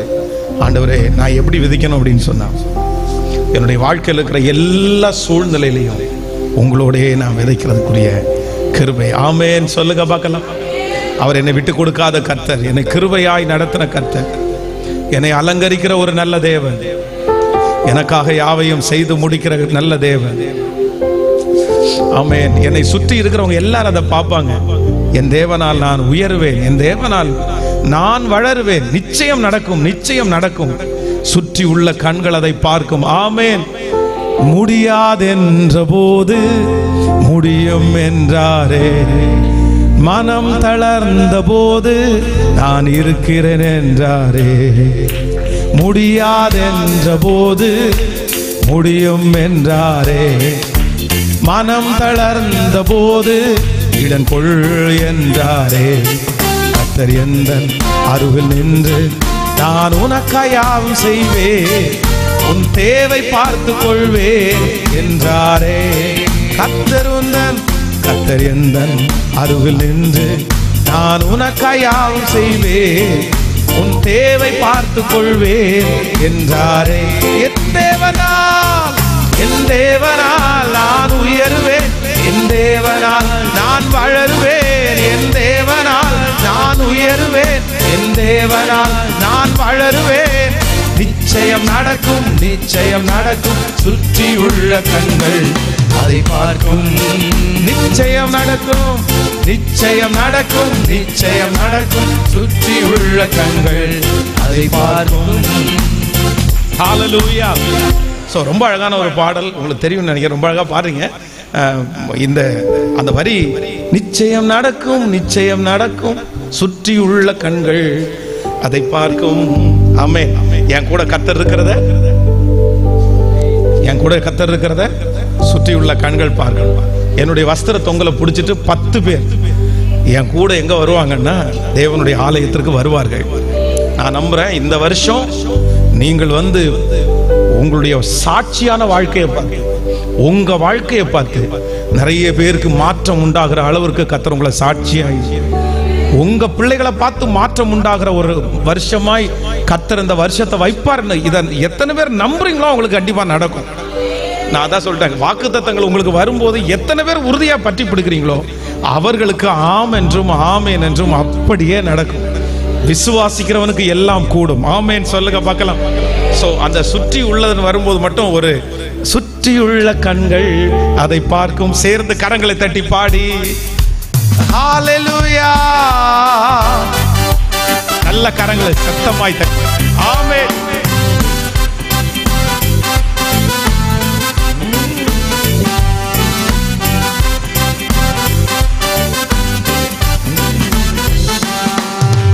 முடியாதென்ற போது முடியும் என்றாரே, மனம் தளர்ந்த போது இடங்கொள் என்றாரே.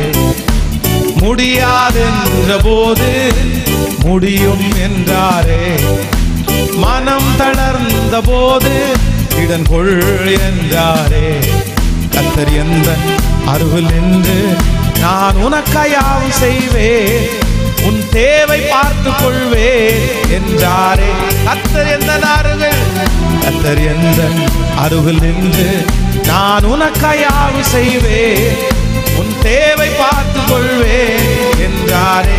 என் தேவனால், என் தேவனால் நான் உயர்வேன், என் தேவனால் நான் வளருவேன், என் தேவனால் நான் உயர்வேன், என் தேவனால் நான் வளருவேன், என் தேவனால் நான் உயருவேன், என் தேவனால் நான் வளருவேன். நிச்சயம் நடக்கும், நிச்சயம் நடக்கும், சுற்றியுள்ள கண்கள் அதை பார்க்கும். நிச்சயம் நடக்கும், நிச்சயம் நடக்கும், நிச்சயம் நடக்கும், சுற்றியுள்ள கண்கள் அப்படியே கையம்மால தட்டி என் தேவனால் நான் உயருவேன், என் தேவனால், தேவனால் நான் உயருவேன், என் தேவனால் நான் வளருவேன். நிச்சயம் நடக்கும், நிச்சயம் நடக்கும், சுற்றியுள்ள கண்கள் அதை பார்க்கும். ஹalleluya, நிச்சயம் நடக்கும், நிச்சயம் நடக்கும், சுற்றியுள்ள கண்கள் அதை பார்க்கும். நான் கலங்கி நின்ற போது கலங்காதே என்றாரே, தனித்து நின்ற போது நான் இருக்கிறேன் என்றாரே. கலங்கி நின்ற போது கலங்காதே என்றாரே, தனித்து நின்ற போது நான் இருக்கிறேன் என்றாரே. கர்த்தர் எந்தன் கரம் பிடித்து நான் உன்னை விட்டு விலகே, நான் உன்னை என்று கைவிடேன் என்றாரே. கர்த்தர் எந்தன் கரம் பிடித்து, கர்த்தர் எந்தன் கரம் பிடித்து நான் உன்னை விட்டு விலகே, நான் உன்னை என்று கைவிடேன் என்றாரே. இப்ப சேர்ந்து என் தேவனால் நான் உயருவேன், என் தேவனால் நான் வளருவேன். சொல்லுங்க, எஸ், என் தேவனால் நான் வளருவேன். நிச்சயம் நடக்கும், நிச்சயம் நடக்கும், சுற்றியுள்ள கண்கள் அதை பார்க்கும். நிச்சயம் நடக்கும், நிச்சயம் நடக்கும், நிச்சயம் நடக்கும், சுற்றியுள்ள கண்கள் அதை பார்க்கும். ஹalleluya. 2025வது வருடம் ஆண்டவர் உங்களோடு கூட இருக்கிறதை பக்கத்துல கையை பிடிச்சு சொல்லுங்க, நீங்க பாப்பீங்கன்னு சொல்லுங்க. பரவாயில்ல சொல்லுங்க, நீங்க பாப்பீங்க. ஆமா, நிறைய பேரு விழுந்துருவீங்களான்னு தான் பாக்குறாங்க, முடிஞ்சிருவாங்களான்னு தான் பாக்குறாங்க. பிரைஸ் தி லார்ட், என்னமோ நல்ல பிரைஸ் தி லார்ட் தான். ஆனா உண்மையான ஒரு அன்பு சில நேரத்தில் எப்ப தெரியும்னா, நம்ம வளரும் போது சந்தோஷப்படுறாங்க பாருங்களேன் நம்மளுடைய வளர்ச்சியை பார்த்து. ஒருவேளை அந்த குணம் உங்களுக்குள்ள இல்லைன்னா கூட கர்த்தரிடத்துல அந்த குணத்தை வாங்குங்க. என்ன குணம்னா, இன்னொருத்தர் வளரும் போது நான் என்ன பண்ணணும்? இல்ல, நிறைய பேருக்கு வர மாட்டேங்குது, சத்தமா சொல்லுங்க. இல்ல, நிறைய பேருக்கு முழு மனசா வர்ற மாதிரி எனக்கு தெரியல. நான் சொல்றேன், இந்த குணம் நம்மிடத்திலிருந்து மாறாத பட்சத்துல நம்ம பெருசா வளர முடியாது. ஆண்டவர் சொல்லுறாரு, என்னை விசுவாசிக்கிறவன் நான் செய்தது மட்டும் இல்ல, சொல்லுங்க கேட்கல, என்னை விட இந்த உலகத்தில் இருக்கிற எந்த குருவுமே தன்னுடைய சிஷியன் வந்து தன்னை விட பெருசா செய்யணும்னு யாருமே நினைக்க மாட்டாங்க. அதனாலதான் நிறைய ட்ரிக்ஸை வந்து அவங்க கையிலே வச்சிருப்பாங்க, சொல்லிக் கொடுக்க மாட்டாங்க. ஆனா இந்த உலகத்துல வந்த ஒரே ஒரு ரட்சகர் தான் சொல்றாரு, அவர் கொஞ்ச வேலையை செஞ்சுட்டு மற்றுள்ள பெரிய வேலையை செய்கிறதற்கு நம்மிடத்துல கொடுத்துட்டு போன ஒரே ரட்சகர் ஆண்டவராகிய தேவன் ஒருத்தர் மட்டும்தான். அவரை மாதிரி நல்ல, அதனால அவருடைய பிள்ளைகளா இருக்கிற நீங்களும் நானும் எப்படி இருக்கணும் அப்படின்னு சொன்னா, யார் ஆசீர்வதிக்கப்பட்டாலும் நம்ம என்ன பண்ணணும்? கேட்கல, இதுவரைக்கும் ஒருவேளை அப்படி, ஒருவேளை நம்ம பிறந்து வளர்ந்தது கூட அப்படி இருக்கலாம். அந்த குணம் வந்து அதான் நம்ம பிறவியிலிருந்தே அப்படி சந்தோஷப்படாத குணமா கூட இருக்கலாம். ஆனா உண்மையில இந்த 2025 ஒரு தீர்மானம் எடுங்க, யார் ஆசீர்வதிக்கப்பட்டாலும் யார் உயர்வு அடைஞ்சாலும் மனசார அவங்கள என்ன பண்ணணும்னா, ரொம்ப சந்தோஷம் பிரதர், நீங்க பட்ட கஷ்டத்துக்கு ஆண்டவர் இன்னைக்கு உயர்வு கொடுத்திருக்கிறார் பிரதர், ஆண்டவர் உங்களோட கூட இருக்கிறார் பிரதர், நீங்க 10 பேரிடத்துல சொல்லுங்க, நிச்சயமா சொல்றேன் உங்க வாழ்க்கை ஆசீர்வதிக்கப்படுகிறது உங்க கண்கள் காணும். நீங்க ஒரு நல்ல ஆண்டவருடைய பிள்ளைகள் என்கிறதுக்கு அதுதான் ரொம்ப பெரிய அழகு. ஹல்லேலூயா. தேவன் உங்களுக்கு இந்த அற்புதத்தை செய்கிறத உலகத்துல இருக்கிற யாருமே தடுக்க முடியாது. நீங்க உங்க வாழ்க்கையில ஒன்றை ரொம்ப கவனமா கவனிச்சுக்கணும், எப்பவுமே நம்ம எதன் பின்பாக போறோம்ன்றதுல ரொம்ப கவனமா இருக்கணும். சில நேரத்துல வந்து ஆண்டவருடைய பிள்ளைகளை சத்துரு வந்து பாத்தீங்க அப்படின்னா ட்ராக்க மாத்துறதுக்கு ஒரு சின்ன காரணம் தான் இருக்கும். கிறிஸ்டோபர் அப்படின்ற ஒரு பையன் வந்து கண்டினியூவா பாஸ்டரோட பாத்தீங்கன்னா 10th ஸ்டாண்டர்ட் படிக்கிற வரைக்கும் பாஸ்டரோட இருக்கிறான். அவனை சின்ன வயசுலயே பாஸ்டரோட கொண்டு விட்டாங்க. பாஸ்டரோட சேர்ந்து வந்து இது சர்ச்சில் சேர் போடுறது, சர்ச்சில் உள்ள வேலைகள் எல்லாம் செய்யறது, எல்லா வேலையும் அவன் தான் பண்றான். ஆனா ஒரு நாள் வந்து பாஸ்டர் வந்து வெளியூருக்கு வந்து அவர் வந்து ஒரு யூத் மீட்டிங்காக அவரை கூப்பிட்டுருக்காங்க. கூப்பிட்ட உடனே இவர் என்ன சொன்னார் அப்படின்னு சொன்னா, இந்த 2 பசங்களையும் பார்த்து, எப்பா நீங்க 2 பேரும் என் கூட வாங்க அப்படின்னு சொல்லிட்டு, சரின்னு இவங்க 2 பேரும் வீட்டுல சொல்லி எல்லா திங்ஸையும் எடுத்து ரெடி பண்ணி வச்சிட்டாங்க. அந்த பாஸ்டர் வந்து இந்த மாதிரி நானும் வரேன், என் கூட 2 பசங்க வராங்கன்னு அவர் சொல்றாரு. சொன்ன உடனே அந்த பாஸ்டர் என்ன சொல்றாருன்னா, ஐயா நீங்க பசங்களை கூட்டிட்டு வர வேண்டாம், நீங்க மட்டும் வாங்க, ஏன்னா நாங்க வந்து பொம்பளை பிள்ளைங்களை நிறைய பேரை கூட்டிட்டு வரோம்னு சொன்னாரு. சொன்னதை இவர் என்ன பண்ணிட்டாருன்னா, அது ஒரு பெரிய விஷயமா எடுக்காம இந்த பசங்க வந்து ரெடி ஆகி போலாமான்னு கேட்கும்போது, ஐயோ இல்லப்பா, நான் அந்த பாஸ்டருக்கு ஃபோன் பண்ணி கேட்டேன், அவர் வந்து கேர்ள்ஸ் எல்லாம் வர்றாங்க, அதனால நீங்க பசங்களை கூட்டிட்டு வராதீங்கன்னு சொல்லிட்டாருன்னு சொன்ன உடனே இவங்க 2 பேருக்கும் பயங்கரமான கோவம் வந்துச்சு.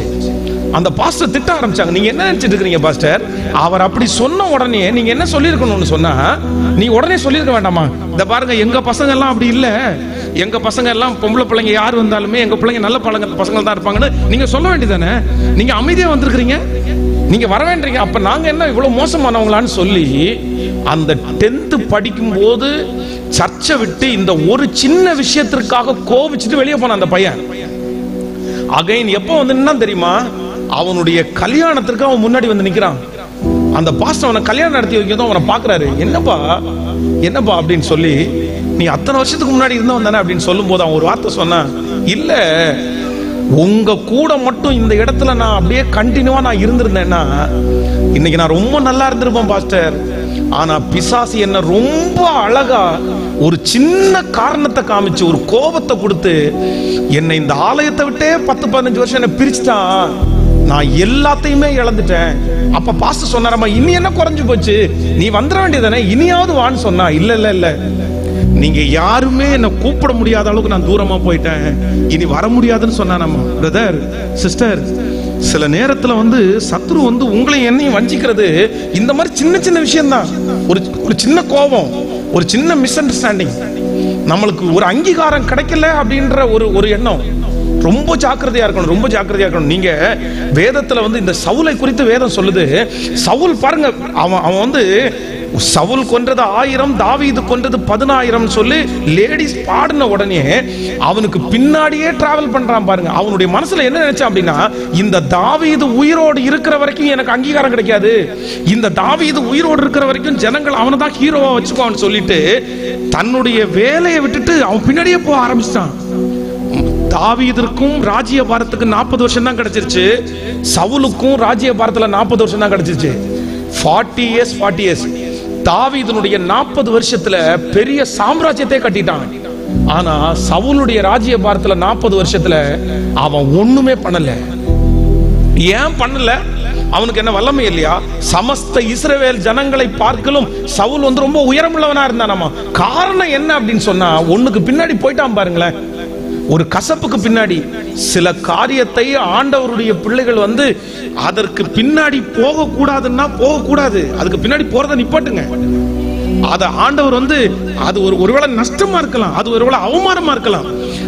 அது கிடைக்காதனால நிறைய பேர் இந்த மாதிரி உன்னுடையதை எடுத்து வச்சிருக்காங்கன்னு சொல்லலாம். இல்ல, நீங்கள் வந்து மண்ணுக்காக மாணிக்கத்தை இழப்பாங்கன்னு சொல்றாங்கல்ல, சிலர் அப்படித்தான். சில வெறுப்புக்கு முன்னாடி, சில பொறாமைகளுக்கு முன்னாடி, சில மனுஷனுடைய பிரச்சனைக்கு முன்னாடி அதை நான் முடிக்காம நான் விட மாட்டேன், நான் தீர்வு காணாம விட மாட்டேன், நான் ஜெயிக்காம விட மாட்டேன்னு சொல்லி அந்த பிரச்சனைக்கு பின்னாடியே போய் தன்னுடைய வாழ்க்கையை நாசம் பண்ணன எத்தனையோ பேர் எனக்கு முன்னாடி நிக்கிறாங்க. இந்த சத்தத்தை கேட்கிற யாரோ ஒரு இடத்துல ஆண்டவர் பேசிட்டு இருக்கிறாரு. நீ பின்னாடி போகிற அந்த காரியம் ஒர்த்தா? நீங்கள் பின்பாக போகிற அந்த காரியத்தை விட்டுட்டு நீங்க இந்த பக்கம் திரும்ப முடியாதா? சில நேரத்துல ஆண்டவர் வந்து நம்மை சுற்றி பலவிதமான சூழ்நிலை வைக்கும் போது ஆண்டவருடைய பிள்ளைங்க எங்க போகணும் அப்படின்னு சொன்னா, தேவன் உங்களுக்கு கொடுத்திருக்கிற தரிசனத்திற்கு நேராகத்தான் உங்க கண்கள் இருக்கணுமே தவிர, இப்படி ஆயிரக்கணக்கான டிஸ்டர்பன்ஸ் உங்களுக்கு வரலாம். ஆனால் ஒன்று நினைத்துக் கொள்ளுங்கள், ஒன்றும் உங்களை சேதப்படுத்த அவருடைய அனுமதி இல்லாமல் உங்கள் தலைமயிராகிலும் கீழே விழுவது இல்லை. இந்த அண்டர்ஸ்டாண்டிங் ஒரு தேவனுடைய பிள்ளைக்கு கண்டிப்பாக அவசியம். சிமேயை தூசிக்கும் போது அமைதியா இருக்கக்கூடிய கிருபையை தாவீது வாங்கிட்டான்.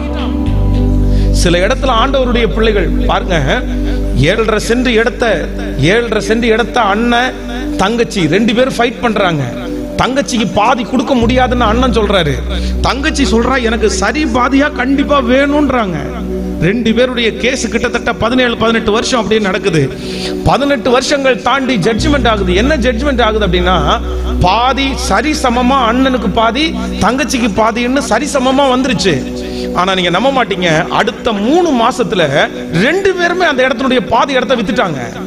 எதுக்கு நீங்க இப்படி வித்தீங்கன்னு கேட்டா, இத்தனை வருஷம் நடத்தின கேஸ்ல அவங்க வாங்கின கடன்ல அந்த சொத்தை வித்து தான் அந்த கடனை அடைக்க முடிஞ்சிருச்சு. சில காரியத்திற்கு ஆண்டவருடைய பிள்ளைகள் என்ன பண்ணக்கூடாது அப்படின்னா, பின்னாடி போக கூடாது. ஈசாக்கு ஏசேக்க தோண்டும் போது அது அவனுடையதா இருந்தால் கூட அந்த ஊரார் வந்து என்ன பண்ணாங்களா, தங்களுடையது என்று வாக்குவாதம் பண்ணாங்க. அப்பாவுடைய சொத்து, அப்பாவுடைய ஆசீர்வாதம், அதுல பத்திரம் எழுதப்பட்டிருக்கிறது. இத்தனை தெரிஞ்சதற்கு பிறகும் அதை விட்டு கொடுக்கிறது என்கிறது வந்து சாதாரணம் இல்ல, ரொம்ப கஷ்டமானது. ஆனா அந்த இடத்துல இதுக்கு பின்னாடியே நான் அலைஞ்சிட்டு இருக்க முடியாது. உன் ஆசை அவ்வளவுதானப்பா, நீ வச்சுக்கணும், ஆசைப்படுறது அவ்வளவுதானப்பா, நீ வச்சுக்கோ, அவ்வளவுதான், விட்டுரு, தொலைஞ்சிரு அப்படின்னு சொல்லிட்டு ஏசேக்குல இருந்து வந்துட்டாரு. சித்னாவும் அதே வேலை பண்ணாங்க. சித்னாவும் அவன் சோர்ந்து போகல, சரிப்பா இதை நீ வச்சுக்கோன்னு சொல்லிட்டாரு. ஆனா ரகபோத்துல கர்த்தர் அவனுக்கு கொடுத்ததை யாராலையும் புடுங்க முடியல, எடுக்க முடியல. ஏன் அப்படின்னா, அந்த இடத்துல கர்த்தர் அவனுக்கு கொடுத்ததுனால ஒருவனும் அவனுக்கு விரோதமா எதிர்த்து நிற்க முடியவே இல்லை. பிரதர், இந்த சத்தத்தை கேட்கிற யாரோ ஒரு தேவனுடைய பிள்ளை, நீ போகிற வழி இல்ல, நான் பழி வாங்காத ஒளிய நான் நிக்க மாட்டேன், நான் இதுக்கு பழி வாங்கியே தீர்வேன். வேதம் சொல்லுகிறது, பழி வாங்குகிறது உங்களுக்குரியது அல்ல, அது கர்த்தருக்குரியது. தண்டனை கொடுக்கிறது உங்களுடைய வேலை அல்ல, அது கர்த்தருடையது. அந்த மனுஷனுக்கு என்ன செய்தானோ அவன் விதைத்ததை அறுக்க பண்ணுகிறவர் கர்த்தர். ஆனா ஆண்டவர் என்ன சொல்றார் அப்படின்னு சொன்னா, நீ அதை விட்டுட்டு அதை நோக்காம நான் உனக்கு வைத்துக் கொண்டிருக்கிற அந்த பாதையிலே நீ முன்னேறு. உனக்கு விரோதமாய் உருவாக்கப்படும் எந்த ஆயுதமானாலும் அது வாய்க்காதே போகும். நான் மோசையோடு இருந்தது போல உன்னோடும். நம்புறவங்க நல்ல கரங்களை தட்டி முழு பலத்தோடு கூட Thank you Jesus, thank you Jesus. சிலதற்கு பின்னாடி ஆண்டவருடைய பிள்ளைகள் எப்பொழுதுமே டிராவல் பண்ணவே கூடாது. சிலதை வந்து அந்த இடத்துல நம்ம விட்டுறணும், சிலதை அந்த இடத்துலயே மன்னிச்சிடணும், சிலதை அந்த இடத்துலயே மறந்துடணும், சிலதை அந்த இடத்துல பெட்ரூம் வரைக்கும் எடுத்துட்டு போக முடியாது, சில விஷயத்த வீடு வரைக்கும் எடுத்துட்டு போக முடியாது, சில விஷயத்த கணவன் இடத்துல எடுத்துட்டு போக முடியாது, சில விஷயத்த வக்கீல் இடத்துல கொண்டு போக முடியாது, சில விஷயத்த வந்து பாஸ்டர் இடத்துல கொண்டு போக முடியாது. என்ன பண்ணணும் அப்படின்னு சொன்னா, சிலதை ஆண்டவருடைய பிள்ளைகள் சரி என்ன பண்ணிட்டாங்க, சிலருக்கு பாருங்க, சிலர் யாராவது ஒருத்தர் ஒரு ஊண்டிங்கான ஒரு வார்த்தை சொல்லிட்டாங்கன்னா அதை விடவே மாட்டாங்க. ஐயோ, அதை மனசுல வச்சிருந்து அதுக்காக ஒரு பெரிய பிரச்சனையை பண்ணி அதுக்காக ஒரு சண்டை போட்டு அதுல ஒரு 4 நாள் சமாதானம் இல்லாம ஆகி ஒரு 2 நாள் அதுல சர்ச்சுக்கு வராம இருந்து அப்படியே குழப்பி அப்புறம் பிபி ரொம்ப ஜாஸ்தியாகி அதுல டென்ஷன் ஆகி 4 நாள் வேலைக்கு போகாம இல்ல இல்ல இல்ல இல்ல ஒரு உண்மையான ஆண்டவருடைய பிள்ளைகளுடைய ஞானம் என்ன அப்படின்னு சொன்னா, ஆண்டவரே என்னுடைய வாழ்நாள்ல எதற்கு பின்னாடி நான் போக கூடாதோ அதுக்கு பின்னாடி நான் என்ன பண்ண கூடாதுன்னா, இன்னைக்கு ஒரு தீர்மானம். ஆண்டவர் யாரோ ஒருத்தரத்துல பேசுறாரு, யாருக்காகன்னு தெரியல. அத்தனை நாட்களும் தேவனுடைய மனுஷனாகிய தாவீதை எப்படியாவது அவனை பழி வாங்கணும்னு நினைச்சு, எப்படியாவது அழிக்கணும்னு நினைச்சு சவுல் எத்தனையோ முயற்சி எடுத்தார். எத்தனை முயற்சி எடுத்தார்? ஒன்னாவது வாச்சிருச்சார். நீங்க சொல்லுங்களேன், ஏதாவது ஒன்னாவது அவனுக்கு நடந்துருச்சா? ஒரு இடத்துலயாவது தாவீதை அவமானப்படுத்த முடிஞ்சிருச்சா? இல்ல ஒரு இடத்துலயாவது தாவீது வந்து அவனுக்கு எத்தனையோ பிரஷர் கொடுக்கலாம், அதனால தாவீது நிறைய கஷ்டப்படலாம், ஆனாலும் அவனை ஒண்ணுமே பண்ண முடியல. பக்கத்துல கையை பிடிச்சு சொல்லுங்க, சில எதிரியை நம்மளால ஒண்ணும் பண்ண முடியாது. நல்லா சொல்லுங்க எல்லாருமே. கேட்கவே இல்லையே. சில எதிரியை நம்மளால ஒண்ணும் பண்ண, அதை யாரு விட்டு வச்சிருப்பான்னா ஆண்டவரே விட்டு வச்சிருப்பாரு. இது ஆண்டவரே எதுக்கு விட்டு வச்சிருக்கிறாருன்னா, வேற ஒரே ஒரு ரீசனுக்காக தான். ஒரு நாள் சத்துருக்கு முன்பாக உங்க தலை உயரும் பாருங்க, அன்னைக்கு கை தட்டுறதுக்கு ஒருத்தர் வேணும் இல்ல, அன்னைக்கு உங்களை பார்த்து பொறாமப்படுறதுக்கு ஒருத்தர் வேணும் இல்ல. நமக்கு சத்துருக்களுக்கு முன்பாக ஆண்டவர் உங்களோட இருக்கிறதுனுடைய அர்த்தம் என்ன அப்படின்னா, அவன் முன்னாடி அவனை அழிக்கிறது இல்ல, அவனுக்கு பிரச்சனை வர்றது இல்ல, அவனுக்கு ஆக்சிடென்ட் வந்தோன்னா ஐயோ ஆண்டவர் என் கூட இருக்கிறான்னு சொல்லிட முடியாது. சத்துருக்களுக்கு முன்பாக உங்களுக்கு ஒரு பந்தி ஆயத்தப்படுதுன்னா, அவன் தலை கண்களுக்கு முன்பாக கர்த்தர் உங்களை ஆசீர்வதிக்கிறார்னா, கர்த்தர் உங்களோடு கூட இருக்கிறார். உங்கள் எதிரியை கர்த்தர் வெட்கப்பட்டு போக பண்ணுகிறார். அதனால இன்றைக்கு ஒரு தீர்மானத்தோட போங்க. சிலதுக்கு பின்னாடி நான் என்ன பண்ண மாட்டேன்னா, நான் போக மாட்டேன் ஆண்டவரே, போக மாட்டேன் ஆண்டவரே, நான் அந்த பொறாமை அதோட விட்டுறேன் ஆண்டவரே. சரி பொழைச்சிட்டு போ, சரி தப்பிச்சுட்டு போ, சரி நடக்கட்டும், அது என்னுடைய வேலை, அது என்னுடைய வேலை அல்ல. அதுக்கு டைம் ஸ்பெண்ட் பண்ணாதீங்க, அதுக்கு நேரத்தை வேஸ்ட் பண்ணாதீங்க, அதுக்கு பின்னாடியே போய் உங்களுடைய ஆண்டவரோடு உள்ள உறவை நீங்க விட்டுறாதீங்க. கர்த்தர் எனக்கு செய்ததை தடுப்பவன் ஒருவனுமே இல்லை. ஆண்டவரே எனக்கு ஒரு ஞானத்தை கொடுங்க, எனக்கு ஒரு ஞானத்தை கொடுங்க. இன்னைக்கு முதல் ஞானம் என்ன அப்படின்னு சொன்னா, என்னுடைய பிரச்சனையின் மத்தியிலே நான் தேவனோடு அந்த பிரச்சனையின் முழு சாராம்சத்தையும் கர்த்தரோடு நான் செலவிடுவேன். அப்ப எனக்கு ஆண்டவர் 4 விதமான ஆசீர்வாதத்தை வச்சிருக்கிறாரு. இரண்டாவது நான் ஒரு தீர்மானம் எடுக்கிறேன், எனக்கு பிரச்சனைக்குரிய காரணங்கள் எது வந்தாலும் அதன் பின்னாடி நான் தொடராதபடி கர்த்தரையே நான் தொடருவேன். கைகளை அப்படியே மேல உயர்த்தி சொல்லுங்க, எனக்கு ஒரு அறிவை மட்டும் கொடுங்க ஆண்டவரே, எனக்கு ஒரு ஞானத்தை கொடுங்க ஆண்டவரே. இல்ல அது திரும்ப வரும் சிஸ்டர், பிரதர், அது திரும்ப வரும். கர்த்தரே கொண்டு வந்து கர்த்தர் தருவார். ஆண்டவரே ஒரு நாள் புரிஞ்சுக்க வைப்பார். அவங்க புரிஞ்சுக்கிற நாள் வரும். நிச்சயமாய் ஆண்டவர் உங்களை புரிய வைக்க வல்லவராய் இருக்கிறார். உங்க கூட ஆண்டவர் இருக்கிறது உண்மையானால் அவர்கள் ஒரு நாள் புரிந்து கொள்ளுகிறதுக்குரிய சூழ்நிலையை கர்த்தர் அனுமதிப்பார். அன்றைக்கு அவர்கள் புரிந்து கொள்ளுவார்கள், அன்றைக்கு ஒரு நாள் புரிந்து கொள்ளுவார்கள். ஒரே விஷயம் கவனிங்க, இந்த சவுல் வந்து தாவீதை பார்த்து லாஸ்ட் கடைசி மினிட்ல என்ன சொல்றாரு அப்படின்னு சொன்னா, என் மகனே அப்படின்னு கூப்பிடுறாரு. என்ன கூப்பிடுறாரு? என் மகனே அப்படின்னு கூப்பிடுறாரு. இல்லப்பா, உனக்கு நான் எவ்வளவோ செஞ்சேன், எத்தனையோ பண்ணினேன், ஆனா ஒரு நாள் கூட என்னை எதிர்க்கணும், என்கிட்ட சண்டை போடணும், என்கிட்ட பிரச்சனை பண்ணணும்னு நீ ஒரு முயற்சியை கூட எடுக்கல. ஆண்டவருடைய பிள்ளைகளை, இந்த சத்தத்தை கேட்கிற தேவஜனமே, ஒரு உண்மையான ஆண்டவருடைய பிள்ளை அப்படின்னு சொன்னா, நம்முடைய எதிரி நமக்கு விரோதமானவர்களுக்கு விரோதமாகி ஒரு முயற்சியை கூட எடுக்காம இருக்கிறவங்க தான் ஆண்டவருடைய பிள்ளைங்க. ஒரு முயற்சியை கூட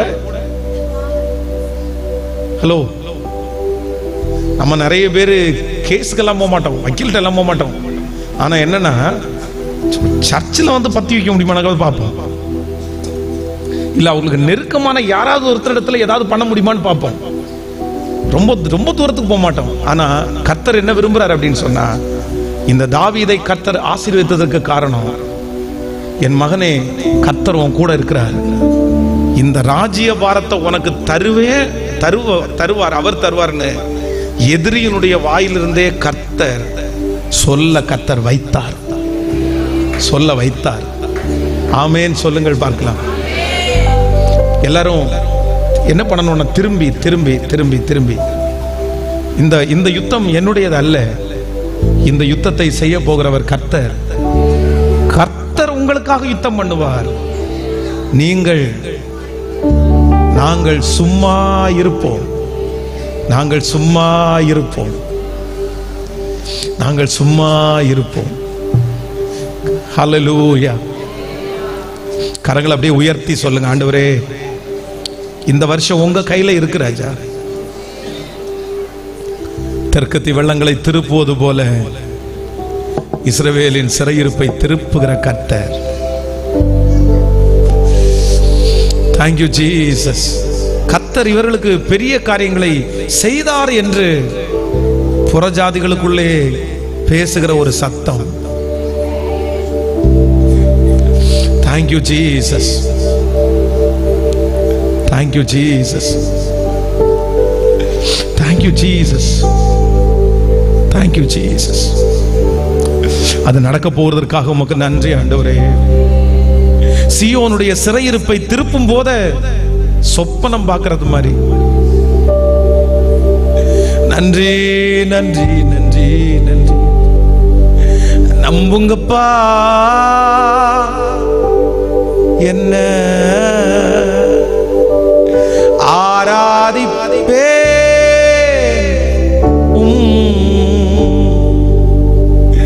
நம்புங்கப்பா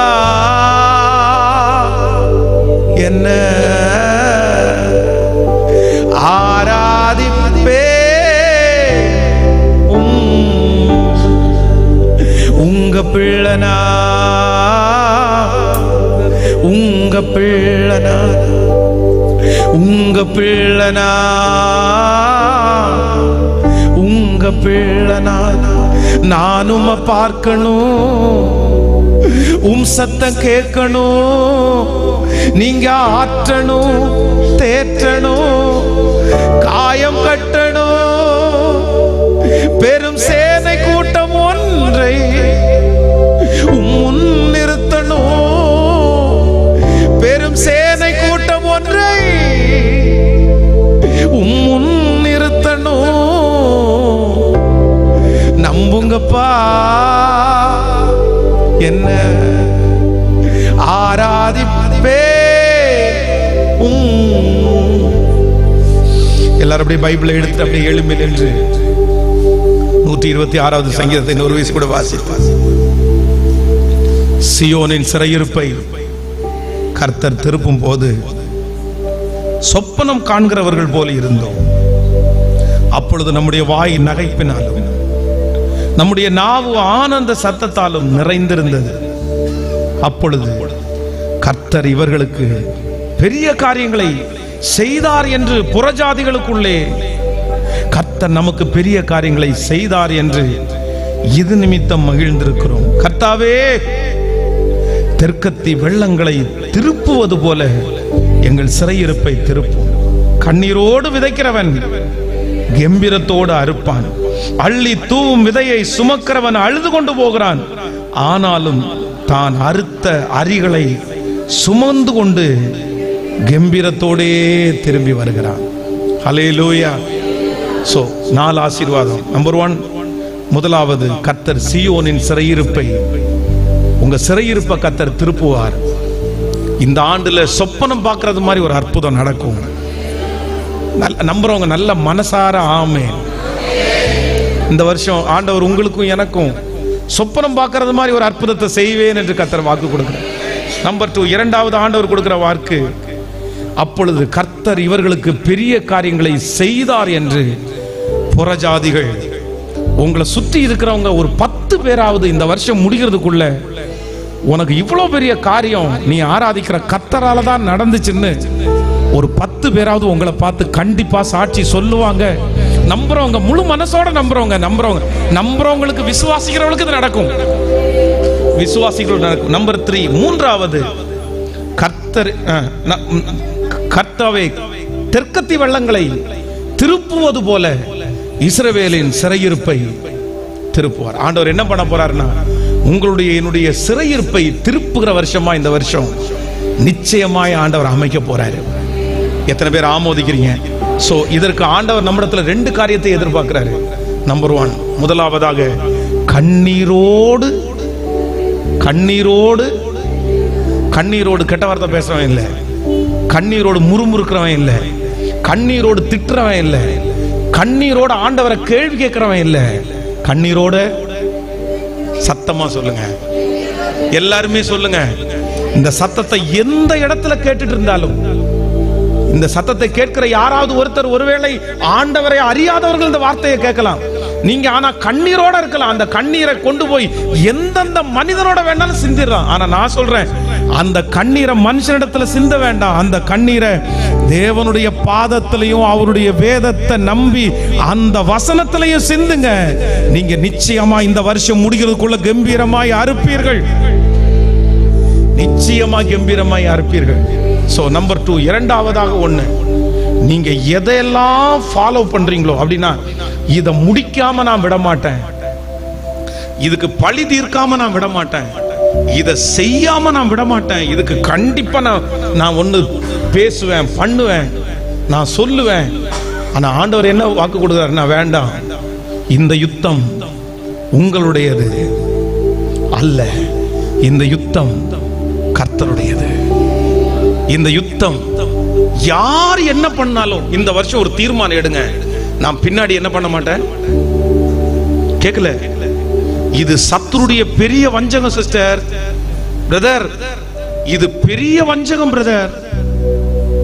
உங்களை திசை திருப்புகிறதற்கு பிசாசு எடுக்கிற முயற்சி, உங்களுடைய லக்க அடைய விடாதபடி சத்ரு உங்களை தடுக்கணும்னு நினைக்கிறான். அதனாலதான் யாரையாவது ஒருத்தர் சிமை மாதிரி ஆட்களை கொண்டு வந்து, நீ இந்த பக்கமா திரும்பு, நீ பழி வாங்கு, நீ பிரச்சனை பண்ணு, நீ சண்டைக்கு போ. இல்ல, சில நேரத்துல நான் இழந்தா கூட இழப்பனே தவிர, நான் இந்த பிரச்சனைக்கு பின்னாடி என்ன பண்ண மாட்டேன், போக மாட்டேன். வேண்டாம், அது வேண்டாம். நான் சொல்றேன், எந்த அளவிற்கு அந்த அக்கினி எரியுதோ அந்த அளவிற்கு அமர்த்துகிறதற்கு கர்த்தர் வல்லவராய் இருக்கிறார். எரிகிற அக்கினி சூளைக்கு தப்பு வைக்கிற கர்த்தர் தான் நம்முடைய கர்த்தர். சிங்க கபிக்கு கூட நம்ம அதுக்கு போய் பண்ணிட்டு பயந்துட்டு இருக்க வேண்டிய அவசியமே இல்லை, கேள்வி கேட்க வேண்டிய அவசியமே இல்லை. நான் என்ன தப்பு பண்ணேன்னு ராஜாட்ட தான் கேட்கணும். யோசேப்பு அந்த அந்த அரியணையில ஏறின உடனே ஒரு நல்ல மனுஷனா இருந்தா என்ன பண்ணிருப்பான் அப்படின்னா, நான் நல்லவன்றத மற்றவங்களுக்கு நிரூபிக்கணும் தான் நினைச்சிருப்பான். ஆனா யோசேப்புக்கு தான் நல்லவேன்ற நிரூபிக்கிற வேலை தன்னுடையது இல்ல. நான் நல்லவேன்னு நிரூபிக்கிறது யாரு தான் நிரூபிக்கணும்னா, கர்த்தர் தான் நிரூபிக்கிறது. சிஸ்டர், நீங்க நிரூபிக்க முடியாது சிஸ்டர், நீங்க நிரூபிக்க முடியாது. ஆனா ஒரு நாள் வரும், கர்த்தருடைய வருகை தாமதிச்சா இந்த வருஷத்துக்குள்ளேயே அவரே நிரூபிப்பார். அவரே ஒரு அற்புதத்தை செஞ்சு நிரூபிப்பார். யோசேப்புனுடைய தலையை நிமிர பண்ணின கர்த்தர் உங்க தலையை நிமிர பண்ணி கர்த்தர் நிரூபிப்பார். என் பிள்ளை பரிசுத்தவான், என் பிள்ளை எந்த தப்பு பண்ணல, நிரூபிப்பார். இரண்டாவது ஒரு தீர்மானம் எடுங்க, நான் பின்னாடி என்ன பண்ண மாட்டேன், எதின் பின்னாடியும் போக மாட்டேன். அந்த வேலை திரும்ப திரும்ப நீங்க கண்டிப்பா இது இருதயத்துல பதிஞ்சிடணும்னு நான் நினைக்கிறேன். இத முயற்சி எடுங்க. இருதயத்துல இருக்கிற வஞ்சகத்தை இறக்கி வச்சிருங்க, அந்த துஷ்டத்தை இறக்கி வச்சிருங்க. என் தேவன் நீதி உள்ள நியாயாதிபதி. என் தேவன் சில நேரத்திலே நமக்காகவே அப்படி கர்த்தர் அனுமதிப்பார். தாவீதுனுடைய வாழ்க்கையிலே சவுலை அனுமதித்தது பிசாசு இல்ல. தாவீதுனுடைய வாழ்க்கையிலே சவுலை அனுமதித்தது கர்த்தர் தான் அனுமதித்தார். காரணம் என்ன அப்படின்னா, அவர் அவனை சோதித்த பிறகு அவன் பொன்னாக விளங்கணும்ல. நான் உபத்திரவப்பட்டது எனக்கு நல்லது, ஆதலால் உம்முடைய பிரமாணங்களை கற்றுக்கொண்டேன் என்கிற வார்த்தையை சொல்றதற்காக தான் கர்த்தர் அனுமதிச்சார். தாவீது இரும்பு மனுஷன். அவனை இரும்பு மனுஷனா மாத்தினதனுடைய பெரிய பொறுப்பு யாருக்கு சேரும் அப்படின்னா சவுலுக்கு தாங்க சேரும். அப்போ உங்களை கர்த்தர் தைரியம் உள்ளவர்களாய் மாற்றுறதுக்காக தான் சில சவுல்களையும் சில ஆமான்களையும் கர்த்தர் உங்களுக்கு அனுமதிக்கிறார். சில ஆமான்கள் உங்கள் வாழ்க்கையில வருகிறது நல்லது, சில சவுல்கள் உங்க வாழ்க்கையில வருகிறது நல்லது. எத்தனை பேர் ஆமோதிக்கிறீர்கள்? இந்த பாடல் ரொம்ப அழகான பாடல். இந்த பாட்டை எல்லாரும் சேர்ந்து பாடி உங்களுக்காக எல்லாருக்காகவும் ஜெபித்து இந்த கூட்டத்தை முடிக்க ஆசைப்படுகிறேன். ஹல்லேலூயா. காலம் கனவாய் நினைவாய் போனதே, நாட்களும் நிழலாய் நிஜமாய் போனதே. காலம் கனவாய் நினைவாய் போனதே, நாட்களும் நிழலாய் நிஜமாய் போனதே. நீர் கொஞ்சம் நினைத்தால் நானும் வாழ்ந்து காட்டுவேன். நீர் கொஞ்சம் நினைத்தால் நானும் வாழ்ந்து காட்டுவேன். என்னை மறந்தால் புகலிடம் எங்கு தேடுவேன். என்னை மறந்தால் புகலிடம் எங்கு தேடுவேன். கைகளை மேல தட்டி உங்க பிள்ளனா சத்தமா உங்க பிள்ளனா சத்தமா எல்லாரும் உங்க பிள்ளை உங்க பிள்ளனா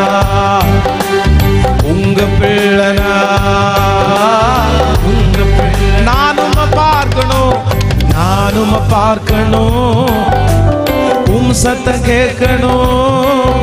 நீங்க ஆற்றணும், தேற்றணும், காயம் கட்டணும். பெரும் சேனை கூட்டம் ஒன்றை முன் நிறுத்தணும். பெரும் சேனை கூட்டம் ஒன்றை முன் நிறுத்தணும். நம்புங்கப்பா என்ன ஆராதிப்பே உம்மை. எல்லாரும் சேர்ந்து நம்புங்கப்பா என்ன ஆராதிப்பே உம்மை. ஒரு 10 டைம் சொல்லுங்க, நம்புங்கப்பா. ஆமாப்பா, ஆமாப்பா. இந்த வருஷம் எங்களுக்கு நன்மை செய்கிறவர் நீங்க தானே. இந்த 2025வது வருஷம் தேவன் எங்களை நினைக்கிற ஆண்டாய்.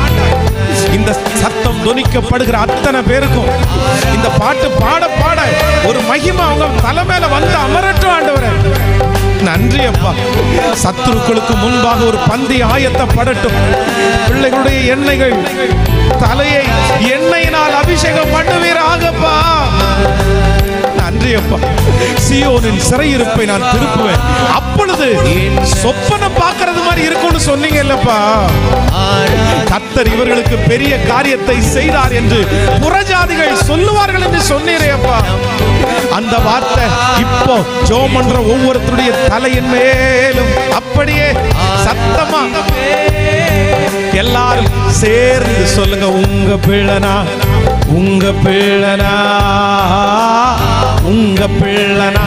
எல்லாரும் சொல்லுங்க பார்க்கலாம். உங்க பிள்ளனா கொஞ்சம் சத்தமா சொல்லுங்க. ஆமென். நானும் பார்க்கணும், உம் சத்தம் கேட்கணும். நீங்க ஆற்றணும், தேற்றணும், காயம் கட்டணும். பெரும் சேனை கூட்டம் ஒன்றை முன் நிறுத்தணும். பெரும் சேனை கூட்டம் ஒன்றை முன் நிறுத்தணும். நம்புங்கப்பா என்ன ஆராதிப்பே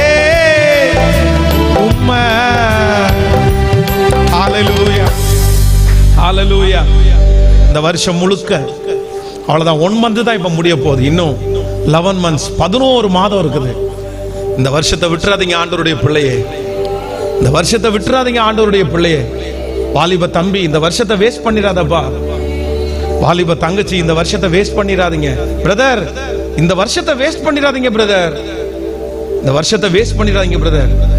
உங்க வாழ்க்கையில கர்த்தர் அனுமதிச்ச ஒவ்வொரு பாதைக்கும் கர்த்தர் சொல்றாரு, நீ என்னோட சேர்ந்து அந்த பாதையை கடை, நீ என்னோட சேர்ந்து அதை டிராவல் பண்ணு, நீ என்னோட சேர்ந்து அந்த செங்கடலை தாண்டு, நீ என்னோட சேர்ந்து அந்த காரியத்தை செய். நிச்சயமா நீ செங்கடலை தாண்டும் போது உனக்காக ஒரு ஆசீர்வாதம் காத்துட்டு இருக்கும்னு கர்த்தர் வாக்கு கொடுக்கிறாரு. கர்த்தர் வாக்கு கொடுக்கிறாரு. Thank you Jesus, thank you Jesus, ஆமென். ஒரு நிமிஷம் எல்லாரும் கண்களை திறந்து பாருங்களேன். சோ இந்த நம்புங்கப்பா இந்த பாட்டை வந்து எப்படியும் ஒரு 5000 டைம் நான் பாடியிருப்பேன். 5000 டைமுக்கு மேல பாடியிருப்பேன். நம்புங்கப்பா என்ன ஆராதிப்பே உம்மை. அந்த வர எனக்கு ரொம்ப பிடிச்சது. நீர் கொஞ்சம் நினைத்தால் நானும் வாழ்ந்து காட்டுவேன், நீர் கொஞ்சம் நினைத்தால் நானும் வாழ்ந்து காட்டுவேன், என்னை மறந்தால் புகலிடம் எங்கு தேடு. இன்னைக்கு வேதம் சொல்லுது, என் ஜனங்கள் காரணமே இல்லாமல் நிறைய பேர் நம்ம சங்கரிக்கப்படுறோம். நம்ம நிறைய பேர் துக்கமா இருக்கிறதுக்கு, வியாதியை சுமக்கிறதுக்கு காரணமே இல்லை. ஆனா நமக்கு வந்துருச்சு. நம்ம நல்லா சாப்பிடாததுக்கு காரணமே இல்லை. கர்த்தர் நல்லா தான் வச்சிருக்காரு. உங்களுக்கு இன்னைக்கு யாருக்காவது சாப்பாட்டு குறைவா இருக்குங்க? இல்ல. உங்களுக்கு இன்னைக்கு யாருக்காவது துணிமணி குறைவா இருக்கா? இல்ல. யாருக்காவது வீடு இல்லாம இருக்கிறீங்களா? இல்ல. இது எல்லாத்தையும் கொடுத்ததுக்கு அப்புறமும் இன்னைக்கு நிறைய பேரால நிம்மதியா வாழ முடியாததுக்கு காரணம் என்ன தெரியுமா? இன்னும் சில குணங்கள் நமக்குள்ள சவுல மாதிரி தான் இருக்குது. நமக்கு அண்டர்ஸ்டாண்ட் பண்ண தெரியல. அத போய் கர்த்தருடைய சமூகத்துல உட்கார்ந்து இந்த டென்ஷன் ஆகாம இருக்கிறதுக்கு எனக்கு ஞானத்தை தாங்கன்னு கேட்கிற அளவு கூட நம்ம நிறைய பேர் இல்ல. இதை எப்படி ஆண்டவரே கடக்கணும் நிறைய பேர் கேட்கறது இல்ல. உடனே எடுத்த உடனே யாரையாவது ஒருத்தருக்கு போன், இவனுக்கிட்ட போலாமா அவன்கிட்ட போலாமா? இல்லவே இல்லை. இன்னைக்கு ஒரு இந்த வருஷத்துல நீங்க எப்படி வாழணும் அப்படின்னு சொன்னா சந்தோஷமா வாழணும். சிஸ்டர், பிரதர், நல்லா கவனிச்சுங்க. உங்களுக்கு மோஸ்ட்லி ஓவரால் உங்களுடைய வாழ்க்கையில இருக்கிறது கூடி போனா 85 வயசு, 85 வயசு, இல்லைன்னா 90 வயசு. சரி, ஒரு 100 வயசு வரைக்கும் நீங்க வாழ்றீங்கன்னு வைங்களேன். இதுக்கு மேல இந்த உலகத்துல வாழவே முடியாது. இந்த வாழ்க்கையில அதுவும் ஒரு 40 வருஷம் எப்படியோ போகும். இன்னொரு 40 வருஷத்தை சஞ்சலத்தோடயே கழிச்சீங்கன்னா என்ன வாழ்வீங்க? நீங்க என்ன வாழ்வீங்க? உங்க இருதயத்தை கசக்கி என்ன வாழ்றது? இப்போ உங்களை பார்த்து கேக்குறீங்க, துக்கமா வாழ்றதுக்கு உங்களுக்கு என்ன குறைவு? நீ நினைச்சு பாருங்களேன். உங்களுக்கு என்ன இல்லாதனால, குடும்பத்துடைய பிரச்சனை, இப்படி எல்லாம் நிறைய பேர் சொல்லலாம். இந்த பிரச்சனை எல்லாம் ஏற்கனவே நமக்கு நிறைய இருந்திருக்குல்ல. அந்த பிரச்சனை எல்லாம் இன்னைக்கு தீமையா இல்லையா, நன்மையா தானே இருக்குது. நம்ம நிறைய பேர் இன்னைக்கு இந்த சத்தத்தை நிறைய பேர் வெளியில உட்கார்ந்து கேட்கறாங்க.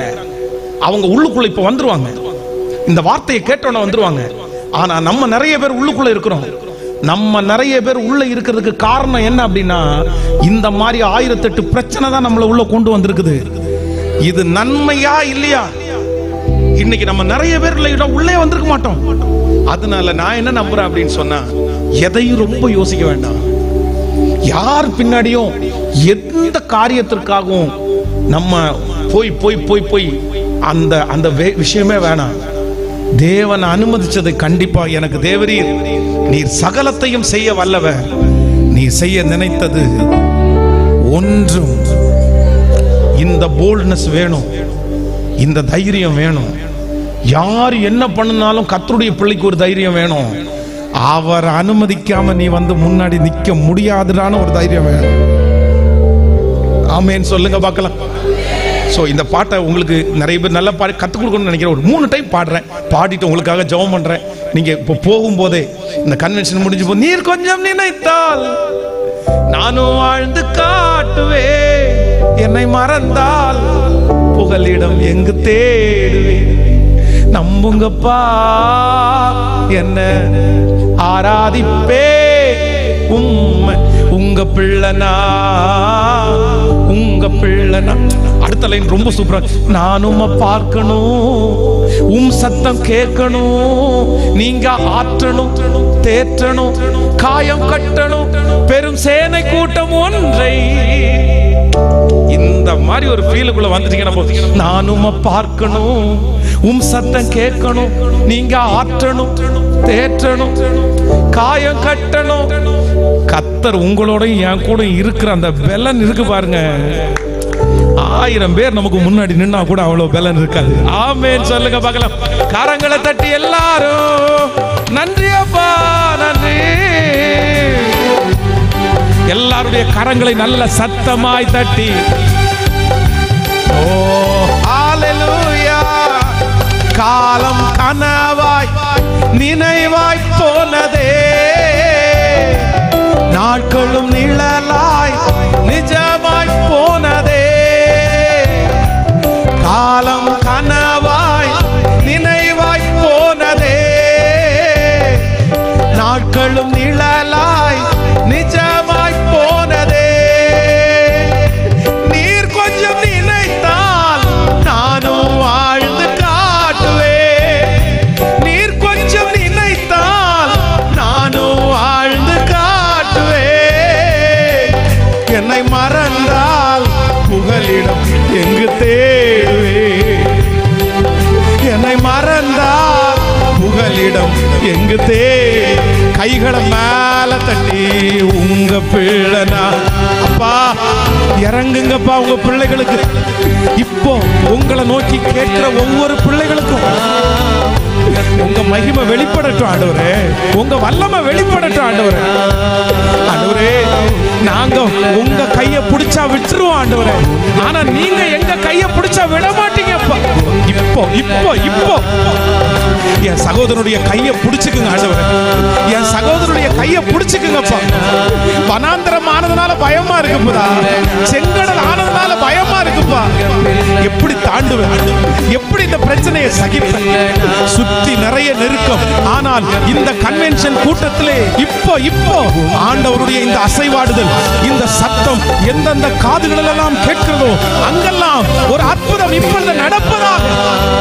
நீ வெட்கப்பட்டு போன இடத்துல உன் தலையை நிமிர பண்ணுவேன். நீ இழந்து போனதை உனக்கு நான் திரும்ப தருவேன் சொன்ன அந்த வார்த்தை இப்பொழுது இந்த சத்தம் தொனிக்கப்படுகிற ஒவ்வொருத்தருடைய தலையின் மேல் அந்த ஆசீர்வாதம் வைக்கப்படுவதாக. கொடுமைக்கு தூரமாவாய், திகில் உன்னை அணுகாது. கொடுமைக்கு தூரமாவாய், திகில் உன்னை அணுகாது. அந்த வார்த்தை இப்பொழுது எங்க பிள்ளைகளுடைய தலையின் மேல் சாபங்கள் முறிக்கப்படுவதாக. சத்துருடைய கை இப்பொழுது இயேசுவின் நாமத்தில் எடுக்கப்படுவதாக. அந்த வீட்டிலிருந்து எடுக்கப்படுவதாக, அந்த சரீரத்திலிருந்து எடுக்கப்படுவதாக. ஹalleluya. கர்த்தருடைய வல்லமை, கர்த்தருடைய சுகமளிக்கிற வல்லமை, ஆண்டவருடைய பெரிய வல்லமை இப்பொழுது என் பிள்ளையினுடைய விரோதமாய், குடும்பத்திற்கு விரோதமாய் வைக்கப்படுகிற அந்த கை இப்பொழுது முறிந்து விழுவதாக. மன்னிப்பு கிடைக்கட்டும், மன்னிப்பு கிடைக்கட்டும், ஆசீர்வாதம் கிடைக்கட்டும். சாபங்கள் இயேசுவின் நாமத்தினால எல்லா சாபங்களும் அப்பா நினைச்சிருங்கப்பா. என் பிள்ளைய நினைச்சிருங்கப்பா, என் குடும்பத்தை நினைச்சிருங்கப்பா. போதும்பா, இந்த செடி வளரட்டும்பா. உன்னை ஒரு ஆலமரமாக்குவேன், உன்னை ஒரு ஆலமரமாக்குவேன். இப்போ இப்போ இப்போ இப்போ இந்த வல்லமை பிள்ளைகள் மேல் இறங்கி அந்த பட்டு போன விருட்சத்திற்கு உயிர் கொடுத்து, அந்த செடிக்கு உயிர் கொடுத்து ஆலமரமாய், ஆலமரமாய் அநேகர் ஜீவன அடையும்படிக்கு ஓ